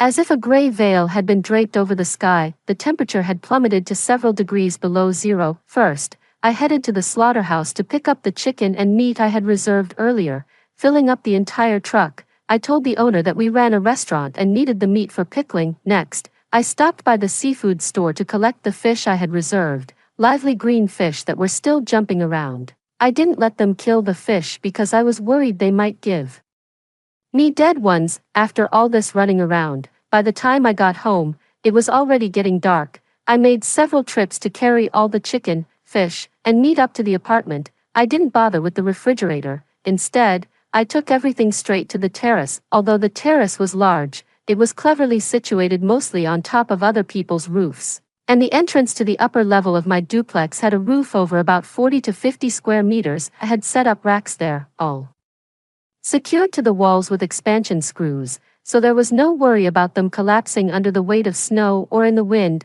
I arranged the chicken, fish, and meat neatly on the racks and then sealed them tightly with thick plastic film. Starting tonight, the temperature would stay well below freezing for an extended period, turning this space into a natural freezer. After all this work, it was completely dark outside. Standing on the terrace, I could see people on the streets bundled up tightly, hustling past with heads down and shoulders hunched. The complex was deserted except for the occasional security patrol. This complex was only handed over last month, and all the units were still unfinished or semi-finished, with nobody living in them. No renovations were allowed during the holidays, so there weren't even any construction workers around, currently, aside from me. The only other soul here was the security guard. For me, this meant extra safety back inside, in the kitchen. The chicken soup that had been simmering in the electric stew pot smelled deliciously of fresh bamboo shoots and mushrooms, making my mouth water. After experiencing extreme hunger and fear, my obsession with food had reached insane levels. Since being reborn, I no longer took meals for granted like I did in my past life. Now, I made sure to eat well every time. I wasn't sure how long this cold spell would last, but I swore that in this life, I might freeze to death, but I would never starve. I opened the pot lid, poked the chicken with chopsticks to find it tender and falling apart. I scooped some soup into a small clay pot, added pre-soaked rice noodles, and continued to cook. The soup was already hot and soon began to boil. I tossed in a handful of fresh greens, stirred a couple of times with the chopsticks, and finally added a pinch of salt. A small pot of aromatic, steaming chicken noodle soup was ready. After a busy afternoon, I was finally ready to enjoy my meal. I took the chicken noodle soup to my bedroom, sat cross-legged on a chair, and began to eat while rewatching Nirvana in Fire on TV. The soup, made from an old hen, was deliciously rich. Just one sip had me sighing in comfort. I took a photo of the noodle soup with my phone and started to enjoy my meal. I had only had a few bites when my phone vibrated. It was Melissa. I paused the TV and picked up the call, only to hear Melissa's whiny voice asking if I was home. May had reminded her to stock up on supplies, and she wanted me to join her.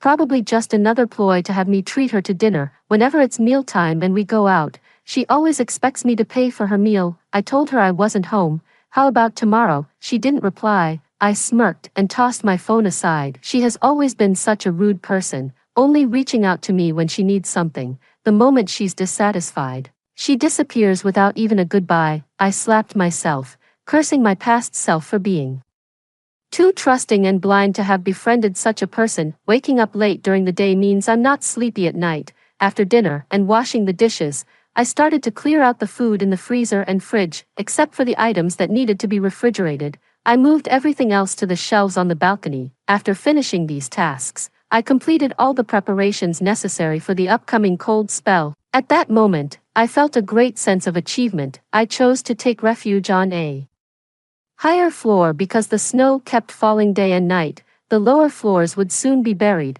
causing suffocation and death from lack of oxygen. Once the water and power are cut off, I can cook and heat with firewood. For lighting, I have candles and a solar-powered lamp, and the fireplace also provides some light. I've stockpiled enough drinking water to last 3 years, and for washing and flushing the toilet, I can use melted snow. I'm the only one in the entire complex, so I don't have to worry about the sound of flushing exposing my presence. There's just one thing that bothers me a bit, disposing of household garbage, but then I thought, it's not really an unsolvable issue. Since there's no one else around, I can just bag up the trash and throw it downstairs. The cold weather will prevent it from rotting and smelling. After the disaster passes, I'll pay for the cleanup. At that time, I'll face the consequences and pay for any damages. Checking the time, it was 10 o'clock. I washed my hair and took a shower, then threw today's clothes in the washing machine before returning to my bedroom to binge-watch shows and browse my phone. My phone was flooded with notifications.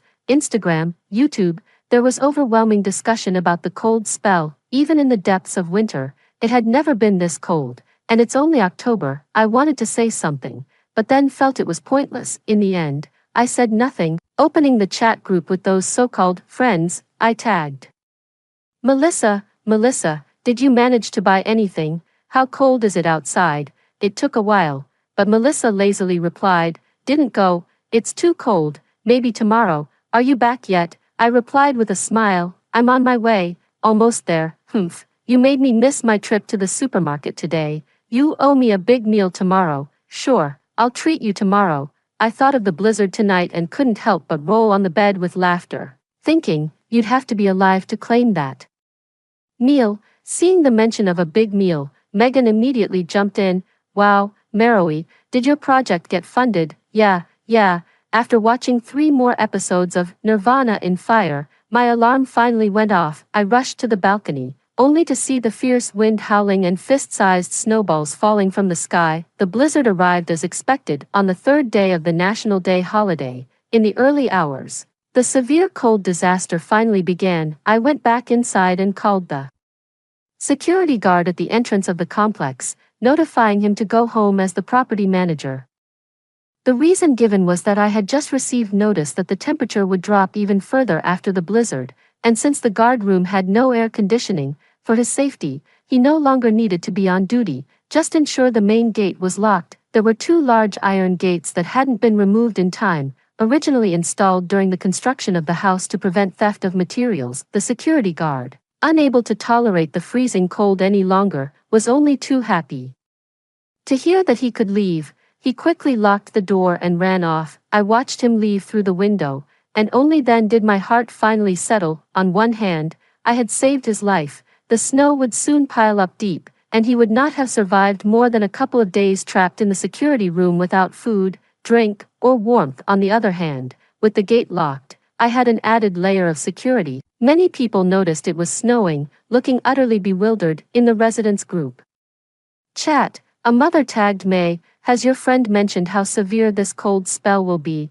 Those who were still awake immediately perked up, some asking what was going on, others regretting not heeding May's advice to stock up on supplies because the snow meant that the prices of vegetables would definitely go up tomorrow. They optimistically assumed it was just a heavy snowfall and a slightly abnormal temperature change. Whether it was the heat from the previous days or the current cold, everyone was both surprised and accustomed to it. Facing nature's repeated warnings, everyone was both numb and blind. May didn't reply. I messaged May, urging her again not to show herself in the group chat even though she and brother Gang had already gone to her parents' place. Then I muted my phone, turned off the lights, and went to sleep. When I woke up, it was just after 7 in the morning. I think it was because I was eagerly anticipating my good neighbors' reactions that I couldn't sleep out of excitement. But checking Instagram, there wasn't much discussion going on. Neither the pretentious nor the naive ones had shown up. I figured, right, it's an early morning during the holidays.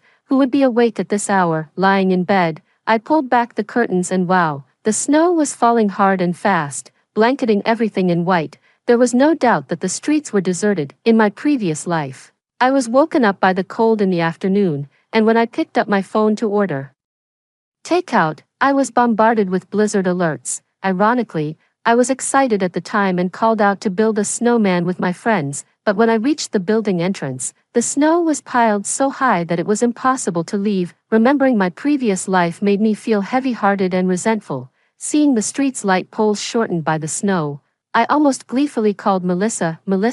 To not miss a call from a wealthy suitor, never put her phone on silent. "Hello," she answered sleepily. I pretended to panic. "Melissa, get up, it's snowing." "Snowing, really, like in my previous life?" Melissa instantly perked up. "Ah, really, that's great." I cut off her excited shouting, reminding her, "But, it's only October, don't you think this weather is abnormal?" She shrugged it off. "What's abnormal about it? People don't care about the environment, so it's normal for temperatures to be off." "Wow, it's so cold." She must have gone to the window to look outside and then her tone became a bit grave. Isn't this snow a bit too much?" I exchanged a few words and hung up, then went back to sleep. When I woke up again, it was because I was hungry. I just went to wash my face and brush my teeth. The utilities were still running. The high-power air conditioning was humming non-stop because of the insulation layers I added, so the indoor temperature was quite bearable. After washing up,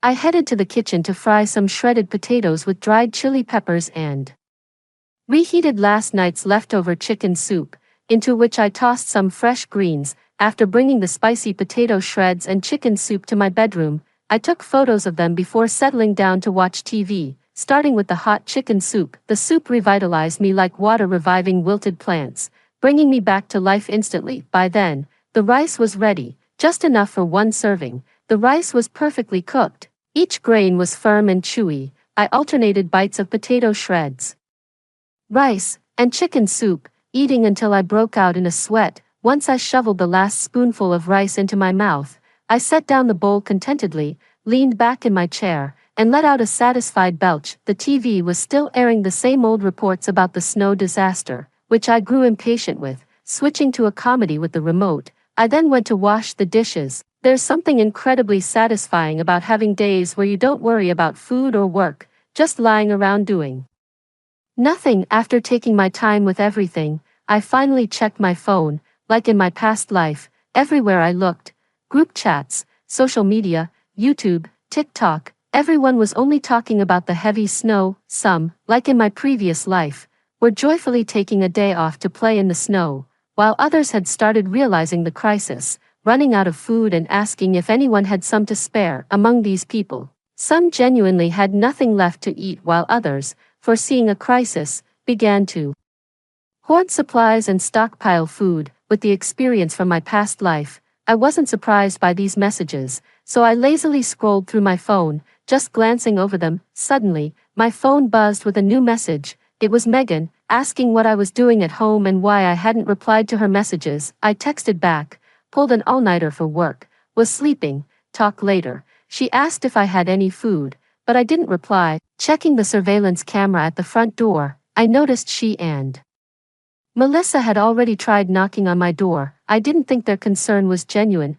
They were probably just looking for a handout. But then, I remembered something. In my past life, when we went to the supermarket together, they didn't skimp on their shopping, which means they weren't short on food when they told others I had supplies. They also knew I was generous with them and would share even if they ran out. So essentially, my food was also their food. In a survival crisis where food was life, they really had no reason to betray me. Even killing me for food would seem more rational than betraying me. But one of my qualities is not dwelling on things I can't understand. Having faced death before, these things no longer bothered me for the following days. Besides occasionally checking the surveillance to see if my enemies were up to anything, I just watched TV series, read novels, and played games. The cold was just beginning, and everyone was still optimistic about the disaster, hoping the snow would stop and that the government would come to the rescue. Indeed, the government was conducting rescues, but their current focus was on electricity, water, gas, and other essential utilities, especially electricity, are crucial. Once the power goes out, people can't use their air conditioners for heating, and there could be a large number of casualties every day. The two girls I call White Lotus and Green Tea Bitch come looking for me, but I ignore them. They've wrapped themselves in blankets and knocked on my door a few times, but naturally, no one answers. They got angry and asked me why I was ignoring them, wondering if I was afraid they'd ask me for food. I just replied that I felt awful and uncomfortable and that I was sleeping all the time. When they asked again, I didn't respond. I just left them hanging, but actually, I was quite pleased. Hey, it looks like their food supply is running low. After snowing heavily on and off for a week, it stopped briefly for 2 days, but before people could rejoice, the temperature dropped by more than 10 degrees. Seeing the thermometer show below -50 degrees, I was astonished. Everyone knows it gets colder after snow, but this was extreme. On the third day's early hours, the heavy snow returned, continuing relentlessly for another 5 days. The snow had almost piled up as high as an 8-story building. If it kept up, the women living on the 9th floor, White Lotus and Green Tea Bitch, would soon be buried. People in the chat group were clamoring to open the fire doors on the top floor because the air was getting thin in the buried floors, making it hard to breathe. However, opening the fire door would drop the temperature inside even further, especially for those living near the top, so they firmly disagreed. The people on the lower floors then proposed a compromise, asking those above to open their windows and doors to let air flow into their homes and then through the stairwell into other apartments. Naturally, this proposal was also rejected. Angered, some from the lower floors grabbed tools to break open the safety door on the top floor. The residents of the upper floors got angry too, standing in front of the safety door with kitchen knives and other items, ready to block anyone who tried to get through, as if saying they'd have to step over their bodies to open the door. So, I spoke up, telling them to stop arguing. The safety door opened outwards, and with so much snow on the balcony, even if the lock was smashed, the door couldn't be pushed open. Everyone saw that this was indeed the case. Those living on higher floors went back chuckling, and those from the lower floors returned sobbing, seeing me emerge. Green tea bitch and White Lotus hurriedly sent me messages, but I glanced at them, ignored them, and went upstairs to bring in a pile of firewood, placing it in the fireplace before preparing solid alcohol and a lighter. I knew that tonight there would be a power outage in the area. This fireplace was dual purpose, suitable for both heating and cooking. In the electric stew pot, a hen was stewed to perfection, and I had braised 2 large fish, divided into 5 portions, and cooked a large pot of rice in the rice cooker. With the weather so cold, the food wouldn't spoil, so, after the power went out, I just needed to heat them on the fireplace and they'd be ready to eat. Then, I checked all the power banks and rechargeable lights, charging any that were low on power. After finishing these tasks, I took a shower, washed my hair, and did the laundry. Knowing that this power outage would last a week, I washed everything that needed washing. Before dawn, as the power went out, the cries of the other residents filled the air. It was indeed very cold. I layered my bed heavily, but even with my head exposed, it was still painfully cold. I grabbed my down jacket and wrapped up. Shivering, I made my way to the fireplace to light a fire. Only when the warm, dim flames began to flicker did I start feeling much more comfortable.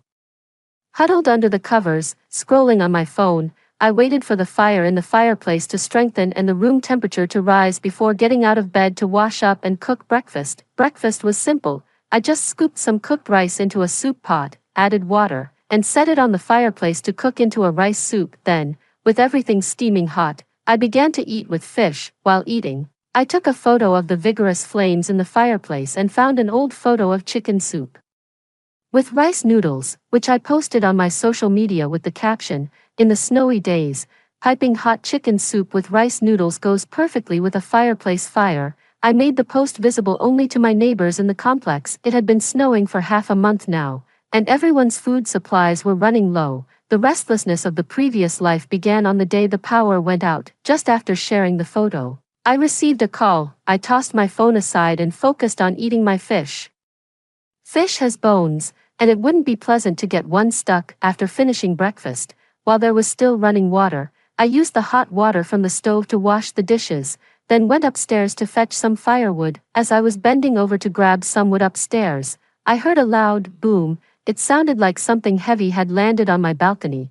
Caught off guard by the sudden silence of the world, my heart skipped a beat, and I went numb with shock. But soon after, another boom came from not too far away, louder and farther than the first. I rushed to the window to look out and saw that not far from the complex, on a plot of land slated for development, something had crashed. The snow was too deep, and the object was buried, with only thick smoke billowing from the snow pit. Thinking of the noise on the balcony earlier, I was both panicked and scared. I grabbed the snow shovel next to the door and peered out through the peephole. The snow was piled as high as mountains, and I couldn't make out anything clearly, but I couldn't rest easy not knowing what it was. After thinking it over, I grabbed the wood chopping axe and strapped it to my waist before opening the door. It was fortunate that I had been periodically clearing the snow these past few days. The snow on the balcony wasn't overwhelmingly deep. I shoveled with all my might, gasping for breath, and eventually uncovered a human head on the balcony of a 30-story building, which was absolutely inaccessible. A person appeared out of nowhere. I almost screamed, nearly passing out. My first instinct was that this person could not stay. I poked at the head with the shovel. No response. Was he dead or just unconscious? But then I began to frantically dig out the body, dead or alive. Once I dragged it to the edge of the balcony and threw it down, I would be safe. But as I kept digging, why did it seem to get greener? It wasn't just green. There was a mix of earthy yellow and camouflage. Could this be a soldier? I threw down the shovel and started digging with my hands. The camouflage became more distinct, but nowadays many non-military people wear camouflage too, so I couldn't conclude anything just from the clothes, until I saw a badge on his chest that read, York. I knew then, it was a military name tag. People who casually wear camouflage typically don't have that. I turned his face around. His helmet was askew, his facial features sharp and clear, his eyes and brows distinct. And he was quite handsome. I checked his breathing. He was still alive. I've experienced death once before, My heart hardened like iron. Logic told me that throwing him off the balcony would guarantee my safety, but this man was a soldier. I had no idea how he ended up on my balcony, nor whether he posed a threat to me, but he was a soldier. I propped my chin on my hands and stared at his uniform for just a few seconds before I made up my mind. Damn it, for the sake of that uniform, I'd play the saint just one more time. If I was fooled again, so be it. I was prepared to face death together with him. I slipped my hands under his arms and began dragging him into the house. As I pulled him out of the snow, I saw the blood soaking the ground beneath him. Dragging, heaving, and carrying him, I finally managed to get him back into my room. I added a couple more logs to the fireplace, then began to ponder how to handle him. The whole house was filled with supplies and firewood. The only habitable space was my bedroom, which contained a bed that was about 1.5 meters wide, a small sofa, a fireplace, a table, and several cupboards stuffed with clothes and bedding. I had laid down thick layers of cardboard in front of the fireplace, topped with an old thick quilt for comfort while I warmed myself by the fire. There was no way I was letting him sleep in my bed, so the floor would have to do, to avoid getting the quilt dirty with the stains and blood from his body. I folded it up and removed his helmet, then dragged him onto the cardboard. Then I went to fetch a first aid kit and scissors. I stripped his wet, dirty clothes down to his underwear, and after checking him over, it seemed like his left leg was broken. As for internal injuries, who knows? Well, I'll treat him as best I can, but I can't be blamed if it doesn't work out. I warmed some water to clean his body first, then covered him with the quilt before starting to treat his wounds with medical alcohol. As soon as the alcohol touched his wounds, he groaned in his unconscious state, and his body convulsed violently. I quickly pressed down on him to prevent him from accidentally kicking over the fireplace. His face was deathly pale, his eyes slightly open. "You, who are you?" I slapped his uninjured leg. "I'm like a curse sprung from your family's ancestral grave. Right now, I'm treating your wounds, and I'm warning you, if you dare kick over my fireplace, I'll throw you out to freeze to death." Perhaps intimidated by my words, he actually stayed still. Dressing wounds is actually something I'm experienced in. I began efficiently cleaning the wound with alcohol, followed by hydrogen peroxide, then iodine, and finally applying Yunnan Baiyao ointment and a sterile dressing. Next, I found 2 clean wooden planks left over from some repairs and used them to splint his injured leg. Man, this was exhausting. I cursed under my breath as I worked. Who could have imagined, at the end of the world, not knowing how many days we had left, I'd still be taking care of someone else, not to mention using up my medical supplies and later my food. Did he even pay me? When I finally turned around after finishing up, the guy had closed his eyes and was silent again. Well, I resigned myself to my fate. He didn't wake up until the afternoon. The moment he opened his eyes, he tried to jump up, but quickly realized the reality of his bound injured leg. The next second, he realized he had been stripped. He snatched the quilt back, his eyes flashing with anger, but his weak voice betrayed him. What happened?" I was sitting nearby, reading a book, and pointed toward the pile of grimy clothes in the basin. The clothes were stained with blood and melted snow. Even my cleaning rag was cleaner than that. He stared at the basin of clothes for a long while before he seemed to realize what had happened. Did you save me?"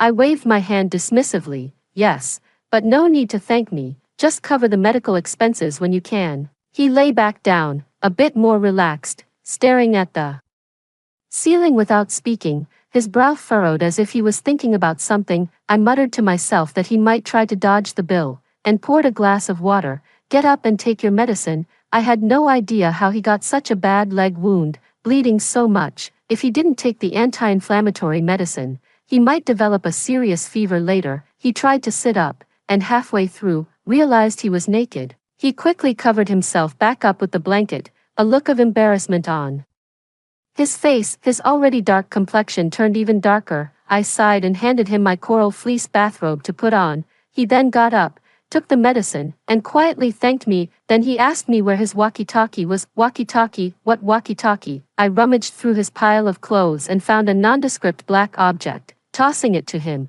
"Is this it?" He nodded, fiddled with the device for a bit, and after a series of static noises, a voice called out from it, 2581 York. 2581 York. "Please respond." I'm 2581 York. He replied weakly. There was a moment of silence on the other end. followed by a cheer. 2581, you're alive. Where are you? Please report your location. I'm at. He looked up at me, obviously asking what this place was. I was all ears, about to answer, when suddenly there was a sharp static noise from the walkie-talkie, and then it went silent. Hey, Captain. Captain, York frantically tapped the walkie-talkie, but there was no response. In that moment, I quietly slid the axe I had hidden behind me under the bed and discreetly returned the sleeping pills and craft knife in my pocket back to the drawer. Looking at the situation, he really seemed to be a military man. Well, no need to worry then. Stop tapping it. I handed him my phone. Call them instead. Once the call connected, I finally understood that he was part of an Air Force rescue team. He had been piloting a helicopter back from a supply run when the cold weather caused a malfunction and the helicopter crashed. He managed to jump out of the cabin just before the crash, betting that the thick snow would prevent him from dying on impact. His gamble paid off. Not only did he survive the fall, but he was also rescued by someone. After his captain heard about his injuries and figured out he wasn't severely hurt, he asked to speak to me over the phone. Then he made quite a direct request. Considering his injuries were minor and they couldn't spare anyone to pick him up, they decided to leave him in my care to recuperate. They would send supplies and money to me. Well, that was certainly something. No beating around the bush there, I agreed without hesitation. I mean, why not? It's lonely being on my own, and having a soldier here to protect me sounded great. 12. With the filter of being a soldier, York's treatment took a significant turn for the better. When changing his bandages, I was as careful as an archaeologist restoring artifacts. When cooking, I generously used the spinach and greens I had blanched and frozen, ingredients I had hesitated to use myself. To make him chicken soup noodles, chicken soup rice, and chicken soup rice noodles, everything else was easy to handle, except for sleeping at night, which gave me some troubles. Given the differences between men and women, one of us had to sleep on the floor. Since he was injured, I insisted he take the bed, which left me on the floor, and it was tough on my back. Then, waking up, I found myself back in the bed and he had moved to the floor. The next night, the same thing happened. I woke up in the bed, and he was on the floor, and the third night, once again, I woke to find myself in the bed and him on the floor. On the fourth night, I just went straight to the bed. He was startled. What's this? I glanced at his leg. Didn't want you to strain yourself moving me, so I came up myself. He then tried to move to the floor, but I stopped him, feigning severity. Please respect the hard work I've put into caring for you. I arranged 2 thinner blankets side by side into makeshift beds, then spread a thicker blanket over them, slapped his pillow, and commanded fiercely, sleep. He lay down stiffly. I lay down, thoroughly pleased. The cool, handsome pilot, thinking back to the glimpse of his abs when I had helped change his shirt, tears of excitement momentarily streamed down from the corner of my mouth. But as nice as it was to have a handsome guy beside, it had its inconveniences, like not being able to torment my lovely neighbors as freely as before. Over the last 2 days, the drama seekers and green tea gossips had been frantically looking for me, even starting to kick my door, but since I was busy taking care of York, I hadn't managed to deal with them. On the 4th day, the electricity came back on. I tossed York's rag-like clothes into the washing machine, and as it whirred, I turned on the surveillance footage of the neighborhood across the way. The snow had been erratic these past few days, finally reaching above the 10th floor. Those living on the lower floors were getting anxious. They decided to smash the windows in the high-rise fire escapes to increase the oxygen inside the building, but the residents on the higher floors wouldn't have it. I remembered from my previous life, on this day, the neighbors had their first big fight, and the lower floor residents won. Back then, I thought they were foolish. It was so cold, everyone was staying indoors. Why not quietly go up and break the windows without causing a fuss? Why make a big scene and then fight about it? Later, I realized, they wanted more than just to break the glass. It was also a way to vent their inner fear and despair. The rare, relentless snow showed no sign of stopping. The weather was getting colder, food was scarce, and government help was nowhere in sight. Anyone would break under that strain. 13. In the surveillance footage, just like in my previous life, after a fierce dispute, the glass in the fire escapes above the 15th floor was completely smashed. The lower floor residents won, but this victory turned the high floor and low floor residents into 2 opposing factions. In the homeowners group chat, They began attacking and cursing each other, even arranging to fight. Suddenly, someone shouted, "Can you stop? Only people who are full have the energy to fight. Are all of you full?" Everyone fell silent. The blizzard had been raging for 20 days. And many people's food supplies were reaching their limits. I knew they were about to start fighting over resources. 2 days later in my previous life, I naively opened my door. 10 days later, they had cast their hungry eyes on me. I especially wanted to know, in this life, who would take my place as the sacrificial lamb under their knives. Since the electricity was back, York took a shower, his wet hair sticking to his forehead, making his usually stern features appear somewhat softer. He was wiping his hair with a towel and asked me what I was laughing at. I abruptly stopped laughing and just told him it was a silly internet joke. After wringing out the clothes, I hung them up in the room. Considering the difficulty in drying clothes in snowy weather, I had strategically placed a rod directly in front of the air conditioner. Since we had electricity, I decided not to light the fireplace. Today's meal was a bit more lavish, featuring braised fish,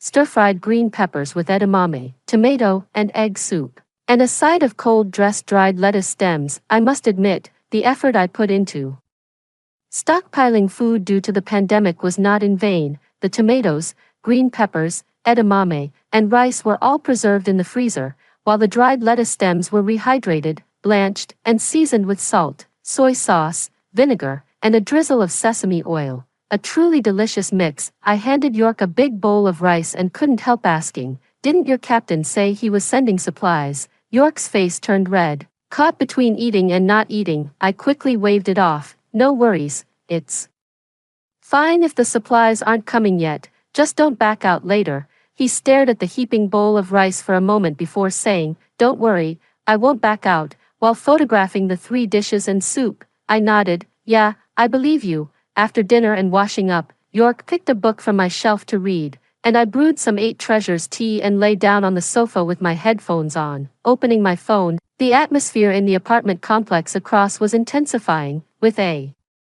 palpable standoff between residents of different floors. In my past life, I naively thought this was just an unusual natural disaster, oblivious to the outside world as I stayed home daily, engrossed in novels and TV shows, unaware of how serious the situation outside had become. Now, watching the surveillance footage, I realized that people were already attempting to loot supplies. White Lotus and Green Tea Bitch were being watched. Occasionally, someone from the surveillance would linger and peek. Someone I recognized as the man from the 6th floor. White Lotus and Green Tea Bitch seemed to have noticed too. Every time the man left, they would peek out their door, visibly anxious and tense, reflecting on the past. I was puzzled. Back then, in the group chats, Green Tea Bitch and White Lotus had excessively flattered this man, and together they had morally coerced me into sharing my food. This time around, things seemed a bit different. However, soon enough, Green Tea Bitch and White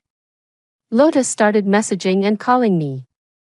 I didn't answer the calls, but texted back that I was sick with a cold, my throat sore, unable to speak, and asked what they wanted. I thought they were reaching out to me because they were scared of the man on the 6th floor, but unexpectedly, they didn't mention him at all. Instead, they were asking for food and why I had repeatedly turned them away. I sent a few question marks and stopped replying. Just as I was about to drop the matter and find a show to watch, the chat group suddenly erupted, bombarding me with mentions. I checked and saw that it was Green Tea Bitch and White Lotus, telling others in the group that I had food. Watching their deceit unfold, I let out a long sigh of exasperation. Then, I scoffed at my own naivety. After being reborn, I had often thought, in this life, they haven't harmed me yet, maybe this time they won't. I didn't bother to differentiate right from wrong and just ended things with them. Was that wrong? Struggling and wavering, I finally decided to calm down first and see if they would change in this lifetime. Unfortunately, it was all just a wishful thinking. I sent a very surprised emoji to the group chat, followed by a string of question marks. Melissa saw my message and got very excited. "Meroe, you're finally here. Hurry, everyone is waiting for your help." Her words were identical to what she said in my past life, where I, like a big fool, laughed and agreed enthusiastically before opening the door. Thinking of my past life pained my heart, and I sent out 2 more question marks. In the next moment, Megan chimed in, "Meroe, I know you have food at home. Please help everyone and don't be selfish by keeping it all to yourself. I stared silently at the phrase, keeping it all to yourself, for a few seconds, then coldly typed, indeed, I do have a lot of food at home, not only that, but also wood and a fireplace. I'm more than happy to help everyone. After that, I shared pictures of the fireplace and the food I had taken over the past few days. The group instantly became jubilant, showering me with praise and eagerly asking me to share the supplies. Proud of their influence, Melissa and Megan boasted to the neighbors that it was thanks to their relationship with me that I was so generous. The neighbors thanked them profusely, but then, I slowly typed, unfortunately, while I'm willing to help, I don't live there anymore. The group fell silent. Melissa asked me what I meant. I replied with a smile, I've moved, I'm living somewhere else now. Oh, didn't I tell you? Melissa and Megan immediately called me, but I declined the call. They finally dropped their pretense and started cursing me in the group chat. You liar, you never mentioned moving, you just don't want to share the supplies. Meroe, you're so selfish. Yes, you just want to keep everything to yourself. Meroe, I can't believe how shameless you are, right? Everyone is starving. How can you hoard the supplies all to yourself? How can you even eat? Under their lead, everyone became angry and started hurling accusations and insults at me. As passionately as they were friendly before, I sent a sad emoji and said, well, my door has an electronic lock, I can remotely unlock it for you to see. Someone immediately responded, wanting to check if I was lying, despite knowing their true colors. Facing their shamelessness still made me shake with anger. I bit my tongue to calm myself down. I opened the surveillance app, watched them gather at the door, and remotely unlocked it. They rushed in like a swarm, only to find the house completely empty, not even food, nor a single piece of warm clothing. Disappointed, they left. Melissa and Megan asked me when I moved and where I was now. I questioned them. When did I move? Where am I now? Why should I tell you everything? Who are you to me? Then I added, wait, you two are asking me to share supplies. But why aren't you bringing out your own stash of food? The chat group exploded again. This time, the focus shifted to Megan and Melissa. What, you guys have food at home? They panicked immediately. Meroe, what are you talking about? We don't have any food. How can you not have any food? I expressed my surprise. I just went shopping with you a few days ago. Then, I tagged the car wash owner who lives on the second floor and the mother living across from Melissa and Megan. And I posted several photos from the day we went shopping for supplies. The mother immediately spoke up. Yes, I saw it. They bought a lot and even gave my child some chocolate. Soon after, the second floor owner also testified. Following that, relatives of the ladies in the chat group spoke out. Yes, my grandmother saw it. The three girls carried a lot of stuff. I threw their own words of moral coercion back at them. Everyone is counting on you two to help. How can you two be so selfish? You have food yet you ask me for it. People are starving, and you two are eating alone. How can you be so heartless? Melissa and Megan tried to defend themselves, claiming that most of the supplies were mine, and they only had a few personal items. However, the mother across the street countered, saying she saw with her own eyes that all the goods went into Melissa and Megan's home, and I left empty-handed. They then claimed I had come to collect them at night, so I directly tagged the owner who lives on the first floor. His wife is the building manager and has access to the elevator surveillance from her computer, something I had heard about incidentally. She was very efficient,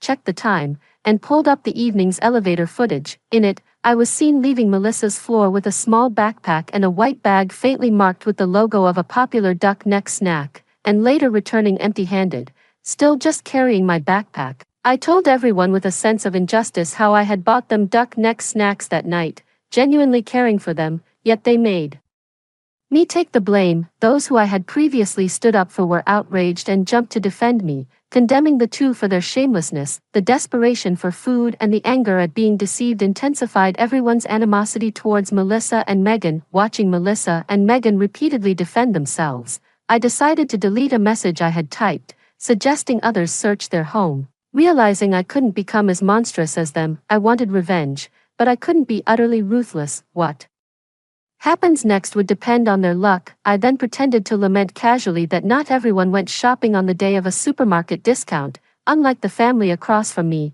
who bought a lot of stuff, a lot of food. This immediately grabbed everyone's attention. That family also had a lot of food. In the surveillance footage, an owner from the sixth floor stepped out, approached Melissa and Megan's door, and started banging, while a crowd began to gather at my neighbor's door. I don't know what will happen next, but for now, I'm quite satisfied.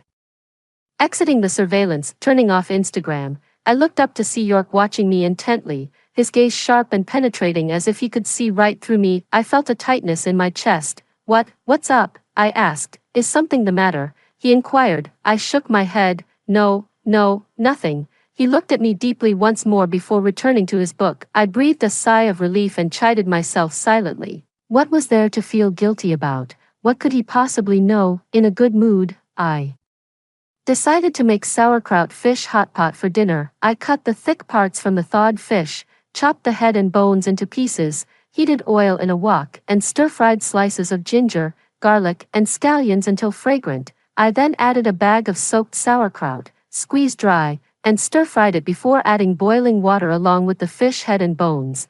I also tossed in some sliced radishes and, after bringing it to a boil, let it simmer on low heat. Next, I removed the bones from the fish meat, sliced it thinly with a sharp ceramic knife, and marinated it with chicken bouillon, soy sauce, pepper, a pinch of salt, vinegar, oyster sauce, and cornstarch. Glass noodles, kelp, and mushrooms were soaked in hot water, and I chopped some fresh cabbage as vegetables were scarce. Soon, the aroma from the sauerkraut pot filled the air. I moved the pot to the fireplace, brought over the assorted vegetables, and then cracked open a can of Coke to start eating. York sniffed the air and gave me a deep look. You're quite the cook, of course, I replied, proudly sipping my Coke. Seeing him glance my way, I quickly covered the can and said sternly, you can't have any, your wound hasn't healed yet. For his sake, and because he loves spicy food, I hadn't added any chili to the hot pot. It's always the strong ones who have all the luck.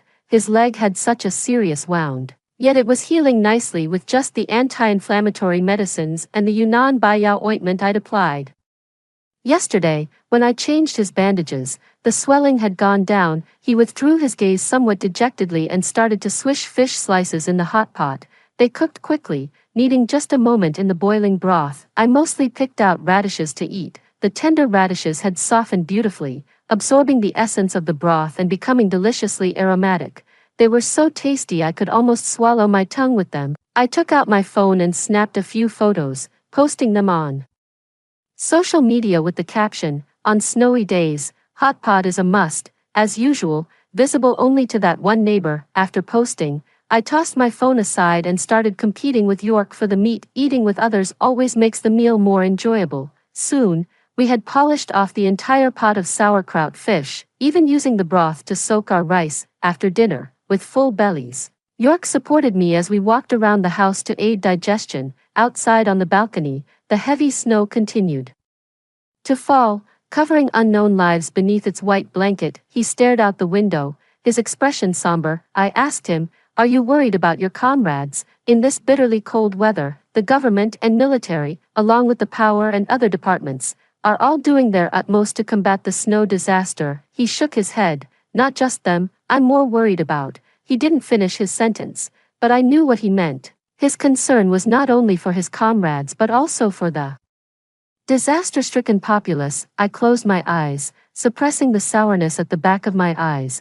But have you ever thought that some people might not deserve you risking your lives to save them, like my so-called good neighbors? He turned to look at me, his gaze unwavering. Rescuing citizens is the duty of a soldier. So, you're going to save everyone, regardless of whether they're good or bad. I suddenly became agitated, pointing towards the residential area across from us. Have you ever thought about how many shameless thieves are stealing others' food right now? How many utterly heartless people are killing for a bit of food, even resorting to cannibalism? Have you ever considered that those who can still hold on until you rescue them are surviving on others' flesh and blood, turning into beasts? The weak who should be saved are dead, the good are killed and eaten, yet the wicked are rescued. Is there any justice left in this world, if good and evil don't receive their due retribution? Is that fair? I was shouting and roaring. York initially looked at me in shock, then pulled me tightly into his arms, wiping the tears that had unknowingly started streaming down my face,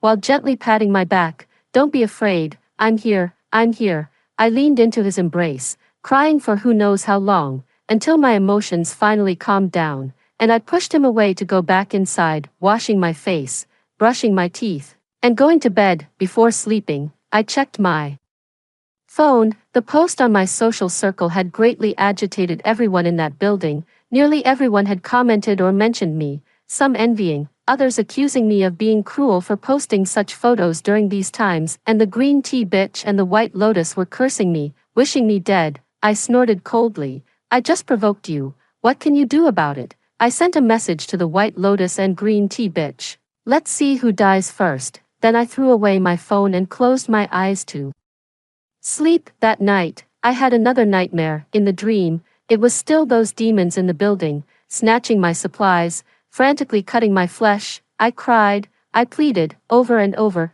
Dad, Dad, save me. In a daze, a pair of arms pulled me out of that bloody siege, and I immediately fell into a very warm and secure embrace, someone gently patting my back. Don't be afraid, I'm here, I've come. I clung desperately to this warm and safe place, repeatedly shouting, don't let them eat me. Please, no one will, I'm here, no one dares hurt you. The latter part of the night was probably the most peaceful sleep I've had since my rebirth. If it wasn't for waking up to see a chin pressed against my forehead and my sore eyes, I would think this was an absolutely wonderful breakfast. I stared blankly at the stubbly chin on my forehead, belatedly realizing I was clinging to York like an octopus, with my legs over his. Our bed was against the wall, and I had pushed him so hard against it, and his arm was draped over my waist. Oh my God, I jumped up with a shout, but then felt a tightness around my waist and was pulled back, and then I heard a deep, dark voice from above my head, you awake? Isn't this a scene straight out of a domineering CEO romance novel? I didn't know whether to be angry or shy at the moment. I could only push his hand away. Sorry, I don't know how I ended up sleeping like that. He tried to suppress a laugh. It's okay. After a moment, he asked again, Are you all right? I looked at him, puzzled. I'm fine. Why? He looked at me intently and then smiled. As long as you're okay. Still embarrassed from the earlier situation, I didn't bother to argue with him and hurried to get up and wash. When I looked in the bathroom mirror, I noticed my eyes were red and swollen. I realized then that he must have thought I hadn't slept well. Breakfast was a hearty meal of pumpkin millet porridge, a few boiled eggs, some scallion pancakes, shredded potatoes, and pickles drizzled with sesame oil. As usual, I took a photo and posted it on my social media. After breakfast, while I was washing dishes, York did some push-ups, earning himself a scolding from me. Wiping the sweat from his forehead, he sat down reluctantly and let me change his bandage. The snow started falling heavily outside the window again, but I was too lazy to look. After changing the bandage, I picked a drama series to watch. My phone was still bombarded with messages. I checked the texts from Melissa and Megan, both accusing me of being selfish. I thought about it and replied, how is eating my own food selfish? Why should I share my supplies with you just because you're shameless? I was so good to you before, and you just lead others to covet my stuff. Do you really think you're entitled to everything? After venting all my frustrations and anger, I blocked them. Then, I responded to the more friendly messages with regret that I had moved. Otherwise, I would have definitely helped everyone. They asked where I had moved to. I sighed. There's no point in telling you, you can't come here anyway. People were sympathetic. Days passed neither too fast nor too slow. York's leg was gradually improving, and he could walk a few steps without my support. However, he didn't seem happy, looking at the snow outside. His brow never relaxed. I knew he was worried about his comrades and the affected people, so I tried to console him to make the best of the situation, but he shook his head, worried about something else, pointing outside, his brow furrowed. Once all this snow melts, it will be another disaster. I was startled at first, then jumped up. You mean, a flood? He nodded. All this snow, if it melts, will drown many people. But he immediately reassured me, don't worry, you live high up. I had rented the top floor of a high-rise initially for fear of being buried by snow, which ironically turned out to be a good decision. But as worrying as it was, in the face of nature, human power is indeed very small. So I pulled him back to watch the drama with me. Today, We watched a series about characters who reincarnated as prosecutors, instructors, and students. York usually dismissed such melodramatic series, but this time he seriously watched it with me.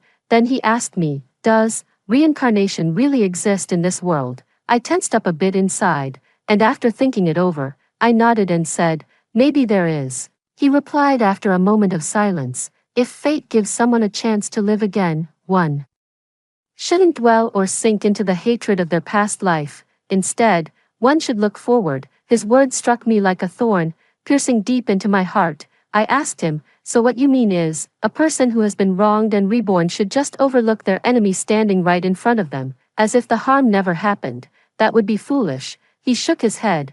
"Let the law punish them instead." I didn't respond to his comment and couldn't help but snort coldly. I had him figured out completely. He was a soldier, dedicated to protecting the nation and its people, a staunch defender of the law. He believed that all grievances should be judged and punished by the law. He simply couldn't accept my approach of an eye for an eye, a life for a life. We simply didn't see eye to eye. Through surveillance and messages in the group chat, I learned that Melissa and Megan's apartment doors had been kicked in, and the supplies in the apartment across mine were not spared either. Only a few packs of instant noodles remained in Melissa and Megan's place, now swept clean. When Melissa and Megan tried to intervene, the man from the 6th floor brutally smacked them down to the floor. Compared to Melissa and Megan, the family across my door was clearly more vicious. That man hacked 3 people with a kitchen knife, but this also fueled the inherent aggression in the crowd, culminating in him being struck in the head with an iron rod and killed instantly.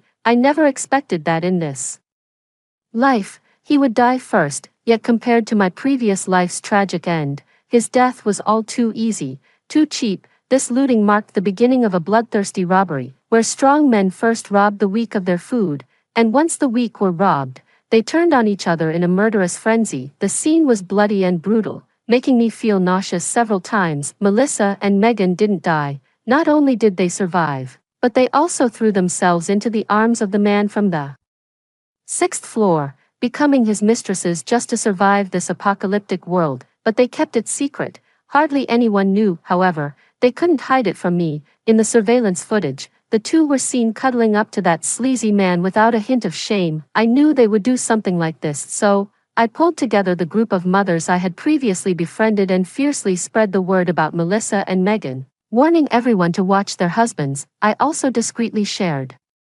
screenshots of Melissa, Megan, and that man being intimate, sending them to other men. The men were happy, the women were furious. From behind my phone, it was like watching a grand drama unfold, but my enjoyment didn't last long. When the order is no longer restrained by law and morality, the ugliness of human nature surges boundlessly, perhaps because they were beautiful and unprincipled. Melissa and Megan thrived among men, while the mothers who faced marital betrayal were beaten by their own husbands for targeting Melissa and Megan. One mother, upon catching her husband in the act with Megan, was thrown out of her home and, amidst Megan's triumphant gloating, froze to death. People called the police, but they couldn't get through. In the group chat, several female homeowners cursed Melissa and Megan in despair, but in the next moment, they suffered the most brutal beatings from their own husbands because of Melissa and Megan's accusations. Watching the videos and photos in the group chat, I was dumbfounded. I never imagined that Melissa and Megan,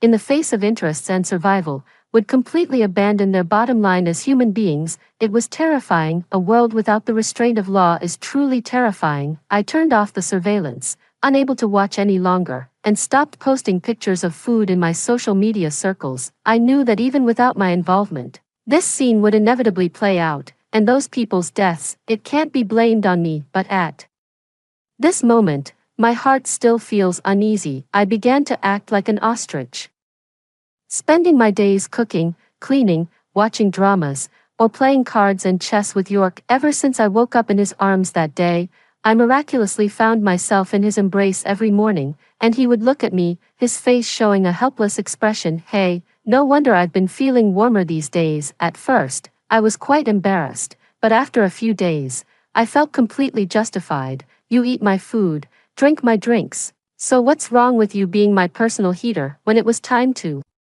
Sleep. I skipped the process of sneaking into his bed after falling asleep and directly stretched my ice-cold feet over, unapologetically resting them on his legs. Little did he know, I dared him to kick me back each time. His body would stiffen like a wooden stake. Then slowly, very slowly, he would slide my feet under his legs and press them there. So warm, desperation leads a dog to leap over a wall, and a person to fight with all their might. Megan is dead. The mothers who couldn't bear the humiliation pretended to submit and flatter, but when the adulterous couple was off guard, they slit the throat of Melissa and the man from the 6th floor with whom she was involved. Melissa's face was disfigured, the mother's hand trembled as she went to strike Melissa, and the knife slashed across her face. The scoundrel managed to break free and tried to subdue his own wife, seeing that she couldn't kill Melissa. In a fit of rage, the mother wildly slashed with the knife, leaving Melissa's face and body gruesomely mutilated. She clutched her face and wailed in agony on the ground.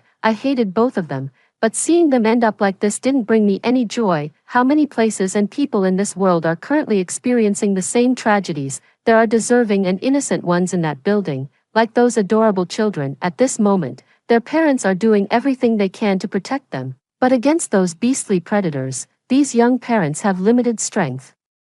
Buzz, feeling distressed, my phone suddenly vibrated. It was Captain York's number. After York took the call, he told me that his captain would send a helicopter tomorrow to drop off supplies. Supplies? I sat up straight. Is it food? York nodded. And medicine? I grabbed him. York, can we? The words got stuck in my throat, and I couldn't continue. His dark, deep eyes fixed on me. Are you trying to say, can we give these supplies to the neighbors in your previous community? How did you? No, I was surprised. He reached out, gently stroked my head, and his gaze slowly softened. Marrowy, do you know that you talk in your sleep? I talk in my sleep. I remembered that nightmare, the strong arms and the warm chest in the dream, and that voice telling me, don't be afraid, he's here. So, you know everything. I straightened up, my tone becoming cold and distant. Yes, I know everything. He nodded. He didn't hide it, saying, also, after you fell asleep, I looked through your phone. He explained that he hadn't meant to invade my privacy. It was just that his team leader had called him after I had fallen asleep, so he had used my phone and unexpectedly found out that people were bad-mouthing me all over. What do you plan to do now? Are you going to take me to court? I was furious, and acted on it, lunging forward to grab him by the collar and dragging him out of the bed. Get out, just leave now. I don't want to see you anymore. He was wearing a coral fleece pajama with a teddy bear pattern, which I had mistakenly ordered for men. Since I was too lazy to return it, I kept it, and ironically, it fit him perfectly. He nodded. I'll leave tomorrow. What? It felt like a thunderclap had exploded right above my head, and I was stunned. You're leaving? Yes, the captain knows I'm healed up. He'll pick me up when he delivers supplies tomorrow. I hadn't even reacted when my body went limp, and I collapsed onto the floor. You're actually leaving? At that moment, I felt a chilling cold throughout my body. Only then did I realize that over these days, I had grown accustomed to his presence, and at some point, I had become dependent on him. I was immersed in his company, accustomed to the warm embrace every night. I had never once thought about him leaving after he recovered. He carried me to the sofa,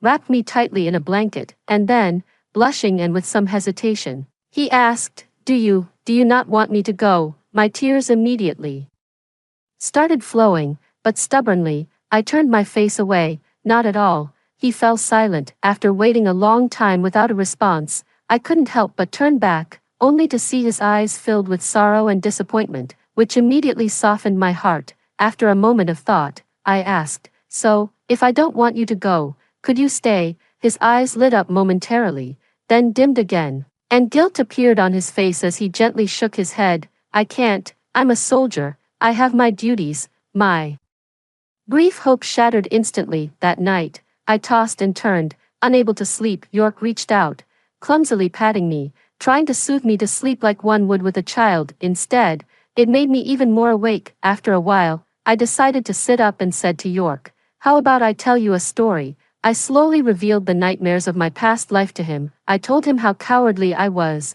how I dared not take revenge directly, and that all I could do was to make those who had wronged me suffer as I had in my previous life.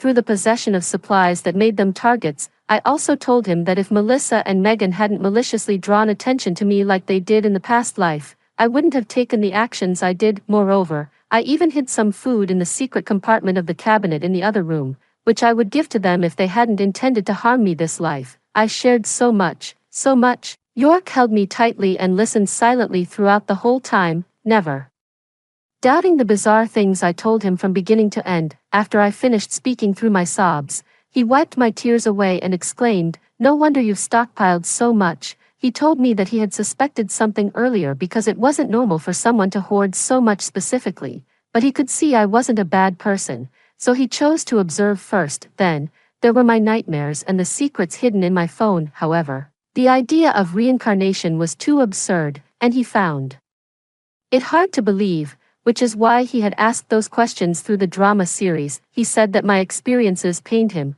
so whatever decision I made, he would understand. I wiped my tears and half-jokingly said, "Weren't you going to leave it to the law to judge?" He ruffled my hair a bit annoyed, looking up at him. I asked seriously, "York, will you come back to see me?" He looked down. "Do you want me to come back?" I nodded vigorously, "Yes." He smiled then, hugged me tightly, and kissed me passionately, whispering between breaths, "Wait for me." The next afternoon, as promised, a helicopter hovered over the rooftop of the building across from us, dropping off a bunch of supplies. The building complex across wasn't large, just 4 buildings, each rooftop was included, and I had already reminded everyone in the group chat the day before. The military would be delivering supplies tomorrow, so make sure to clear the snow from the rooftops. People were skeptical. It was a take it or leave it situation for me. Once the helicopter arrived, there were cheers from that complex, and in my building, people grabbed anything they could from cooking pans to pots and rushed to the rooftop. From the helicopter's loudspeaker came a warning, "No scrambling or fighting over supplies, or it won't happen again. The government hasn't abandoned you. The weather service has predicted that the snow will gradually lessen. Keep your spirits up." York looked at the patch I had sewn onto his camouflage uniform, which made him laugh uncontrollably. Seeing me getting annoyed, he quickly added, "You did a great job sewing it." I pouted, slipping a sealed bag with my photo into his pocket, and warned fiercely, "If you get hurt or don't come back, I'll find myself a new boyfriend immediately." He nodded. "I wouldn't dare. I'll definitely come back. Not a single hair less, not a single hair less. Call me when you can. A message will do too." "I will. Leave me messages whenever you miss me, and I'll read them when I can." He kissed me gently on the forehead. "You have to miss me, I'll miss you all the time." He nodded repeatedly. The sound of the helicopter grew from distant to near, finally stopping right above us. York hugged me tight and kissed me deeply. "Take care of yourself. Wait for me to come back." I nodded hard, fighting back the tears, watching as he opened the door and stepped out onto the balcony. As he climbed the rope ladder dropped from the helicopter, York turned back and gave me one deep, lingering look. He mouthed, "Wait for me." To me, I nodded vigorously and waved with a smile. "Go ahead, my hero." 24. The heavy snow lasted until March of the following year before it finally stopped. Fortunately, the snow melted slowly, giving people enough time to clear the drainage pipes and canals, allowing for an orderly dispersal of the meltwater. By the time all the snow had melted, it was midsummer. This disaster took many lives, but it also prompted a great deal of reflection among humanity. Everyone realized that protecting the earth, our habitat, and preserving the environment must not be mere lip service. During this period, York came back twice. The first time, he stayed with me for a day. The second time, for 3 days. I was very content. The first time he returned, he brought all his belongings and told me that since he was married, all his possessions should be entrusted to his wife. I was both amused and annoyed at the time. We hadn't even met the parents or registered our marriage, so who was his wife? Unexpectedly, he immediately video called his mother. On the screen, his mother, kind and dignified, told me to call her Mom, which made my face turn bright red with embarrassment. 2 months after the disaster was resolved, York came back for the 3rd time and immediately dragged me out the door. It was my first time stepping outside after the disaster, nearly a year later, and I was a bit scared, but York told me, "Don't be afraid, I'm here for you," and so, I wasn't afraid anymore. Then I realized he had actually brought me to the Civil Affairs Bureau. Even when the marriage certificate was in my hands, I was still dazed. York let me use all the savings from his card to buy this duplex house, saying it was where we fell in love and he hoped we could live here forever. The landlord had also suffered heavy losses in the snow disaster, but when he saw that we wanted to buy the house, he agreed without hesitation. After that, York remained busy, while I was occupied with decorating, moving, and planning the wedding. It was a busy yet fulfilling life full of hope. 25. I saw Melissa again 3 years later. York was with me for a prenatal checkup when, at the hospital entrance, a disheveled woman asked someone nearby for their drink bottle. The person, disgusted, shooed her away. Go away, you're filthy. She staggered back. Then she saw me, Meroe. I was shocked by the woman with scars all over her face. You are. Her eyes filled with venomous hatred. She hissed, Meroe, you ruined me like this. Are you happy now? She lunged at me crazily, yelling, bitch, die. York quickly shielded me behind him and kicked her away. Security at the hospital entrance rushed over, restrained her, and called the police. She screamed, blaming me for leading people to believe she and Megan had supplies, which caused them to turn on her, resulting in her current plight. It was then I realized she was Melissa. I sighed silently, knowing that even before that incident, they were already targets. Indeed, it was they who had first betrayed me. I was just treating her the way she treated me. Why is she unhappy about it? After the police took Melissa away, York supported me as we walked into the hospital. He told me that although Melissa survived, her disfigured face made her a pariah. No one wanted to interact with her anymore. She tried to find a job, but her ruined appearance led to constant rejections. She couldn't even get hired for washing dishes or sweeping streets as people were afraid she might scare others. In the end, her only means of survival was collecting discarded bottles. She blamed me for all of this, and had been looking for me several times in my previous neighborhood. York had kept all this from me to avoid worrying me. Only then did I understand why he insisted on selling our apartment. I was both surprised and touched. Despite his busy schedule, he somehow managed to protect me thoroughly. How did he manage to do that, husband? Thank you. I threw myself into his arms, sobbing loudly, yet I felt profoundly content. Years ago, on a snowy night filled with nightmares, he told me, don't be afraid, I'm here, and he truly was. With him by my side, I really have nothing to fear.